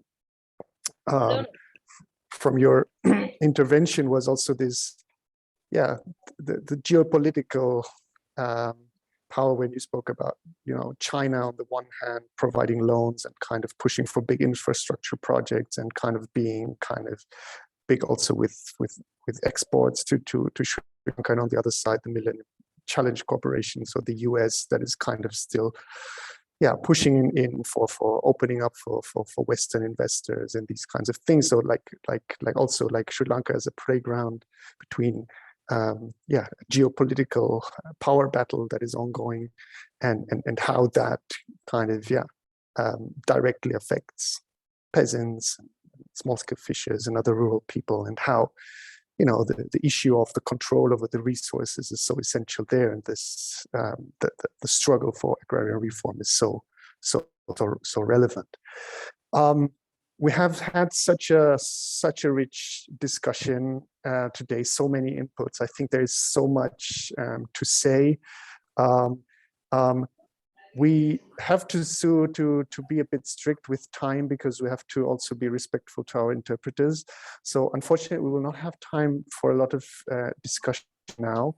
I saw that several of you have also used the chat to share thoughts, to chip in, to make proposals. So I think that's still something that is very much appreciated, and that's great. And I would then suggest that we come to the end of our seminar today, and I would like to do that. I would like to yeah, to ask Zainal and Sophia and Shalmali to share some thoughts of, you know, listening to all the rich experiences today. Make some concluding remarks on on this issue of, kind of looking back and looking ahead on the struggle for agrarian reform and for the right to land and territories. And if I may, I don't have clear indications, but if I may, I would like to invite Zainal first. Zainal, if that's fine with you. So Zainal Arifin Fuad, he's from the Indonesian peasant movement, and also with the International Coordinating Committee of Via Campesina. I hope that's correct. Zainal, you will correct me if it's not, and please, looking forward to hearing your thoughts on today's discussion.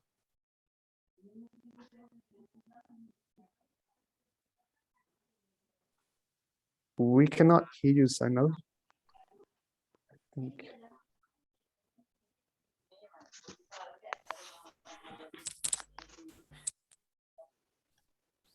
No, I can still, no, I see that you are speaking, but I can't.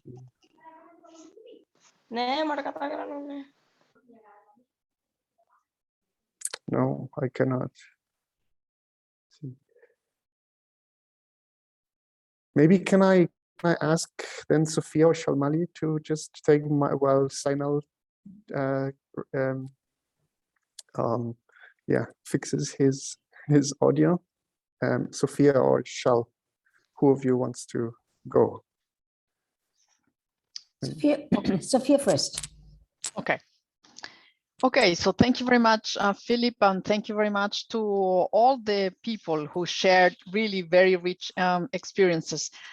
Well, I think I'm supposed to distill some elements on our way forward, and I think Peter did an excellent job in really identifying which are these elements for this new revitalized struggle for agrarian reform in the current context. And I think, he highlighted the issue that agrarian reform is not just an issue for peasants, but for all society. And I think we have heard today very compelling messages how this is true. I think the understanding that it is not just peasants, but complex identities. I mean, Said highlighted the fact that fisher people are also part-time peasants. And I think we also heard from Verdiana about pastoralist livelihoods and shepherds, and how this is the instinct, and I think this conception of movement, which is so essential for transhuman shepherds, also, as she said, for freedom, and also perhaps for life, because life is permanently on a flow, is also an important thing to take into account when we push for what type of agrarian reform. So it is very important to have this complex understanding about that. And I think to change also the relationship between, if you want, the urban and the rural, or cities and villages and towns. I think hearing from Case about the systemic reasons that make livelihoods and life in urban places in Europe impossible, because housing is not anymore affordable for working people. And this is because of financial actors, asset management companies, which are owning really just millions and millions of housings.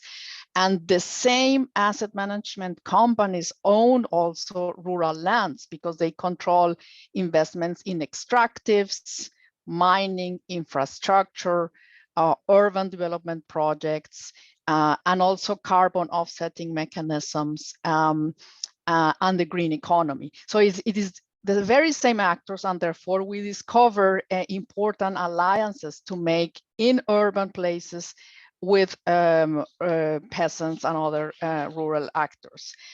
I think that the other issue that Peter highlighted, and that I think it is also very important for us now, is the dimension of gender and the intergenerational dimension. I think Amparo shared with us, and Anuka, the perspectives from women in agrarian reform. I think that the issue of connecting the care for territories with human health is probably one of the most important aspects and very distinct concern of women in how they relate to their territories and how they relate to communities. And food plays here, of course, a central role because is the connector. Amparo highlighted that how food is medicine, if you want. So perhaps we talk today less about youth and about intergenerational justice and how in these new visions that we have for self-governance of territories, we take that, I mean, the aspect of the youth and how can youth in agrarian reform programs today take control over lands.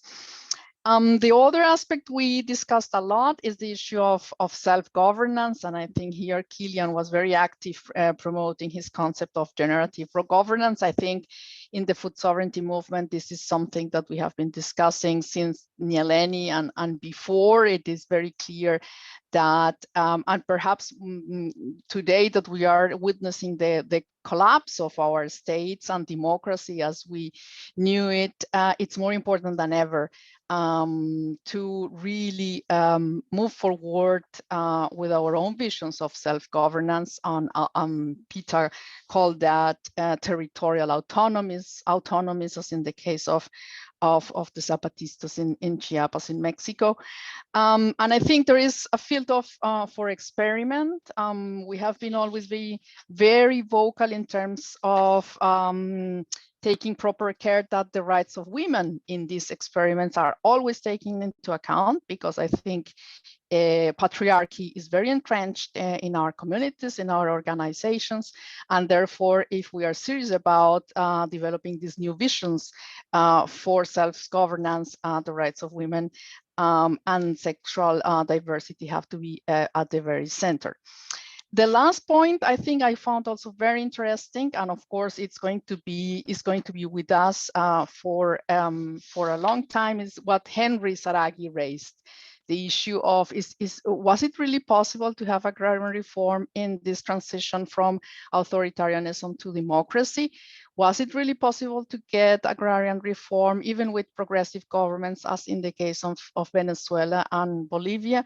And here probably the balance is not that positive, and therefore we have many challenges ahead of us in terms of how do we relate to states which are increasingly authoritarian, which are really functional to global capital, but not responding anymore to the rights of working people.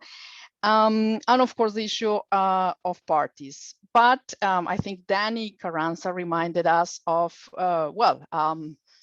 what to do when you are under such an authoritarian rule, and the repression and violence against all working peoples is just so unbearable, and the need to regain democracy, revitalize this dimension of democracy with these different forms of governance. Perhaps I would like to finish my final remarks picking up on the call from Philip. I think you was the one who said that there are global landlords. Wilmar is one of those, but we know that if you take these financial asset management companies like BlackRock and Vanguard, we will discover many other landlords. And perhaps it is time for us to unite and bring our forces together to really challenge these global landlords and to strengthen our struggles on the ground and build a new front for systemic change, as many of our speakers today called for. Thank you very much. Thank you very much, Sophia. I think you did an amazing job at condensing very, very rich, a very rich discussion. Let me try if Zainal is ready. If Zainal, have you been able to fix your microphone? Should we give it another try? Hello, hello. Philip? Yes, hello. This sounds good, Zainal. We can hear you. Okay, thank you very much. First of all, thank you very much for the all speaker giving his experience on struggle for again reform and also what your challenge.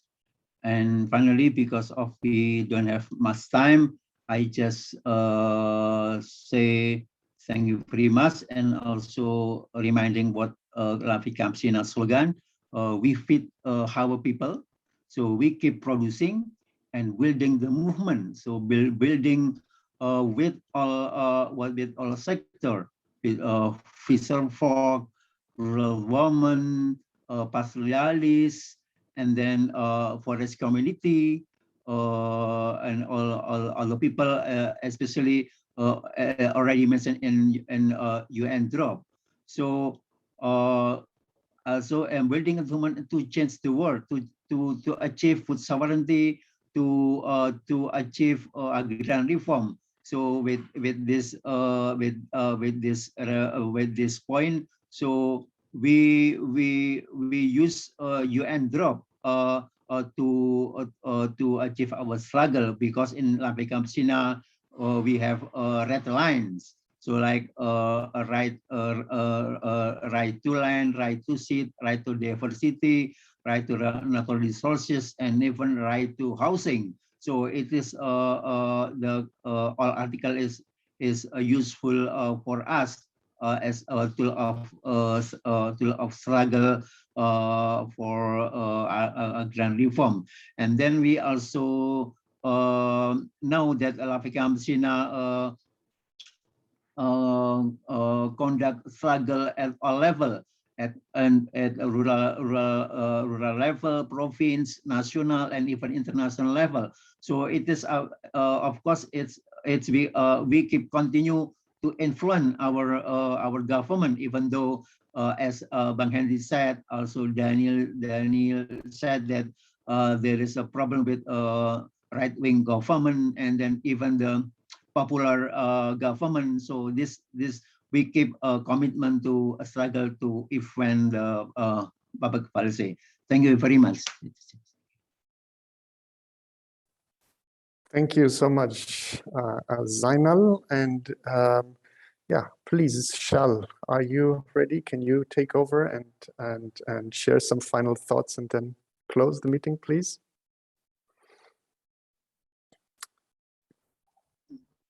Yes, I was muted. Yeah, I unmuted myself. Yes, I will do that. Thank you. Thank you again very much.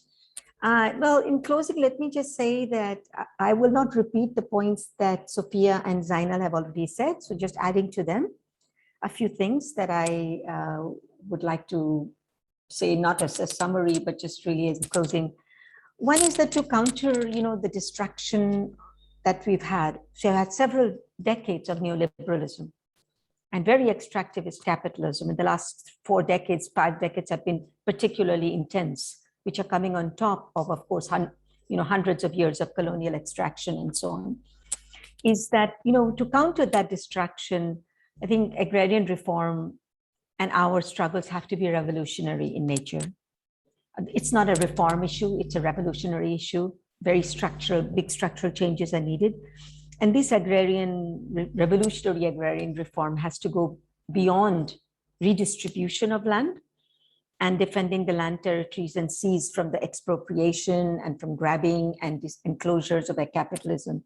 I mean, of course, those are very important, though that's the first step, but we have to go beyond that. And this agrarian revolution of ours must also create enabling conditions for the majority of the people of the world, rural and urban, to live with dignity, justice, hope, and promise, to have some aspiration and hope for the future. And this entails really reclaiming and rebuilding public economies, reviving and rebuilding rural economies, but also sustainable urban economies and the public realm. There's been too much privatization, too much commodification, and this needs to be rolled back. There is so much distress migration, there is so much displacement, so much dispossession. And the only way to fight back on that is to rebuild and to reimagine. And the reimagination must go away from privatized, individuated interests to what I would call a public economy. And I think all of you understand what I mean by public economy in terms of health, food, energy, water, but also a larger collective way of building and moving forward, of sharing, mutual help, and so on.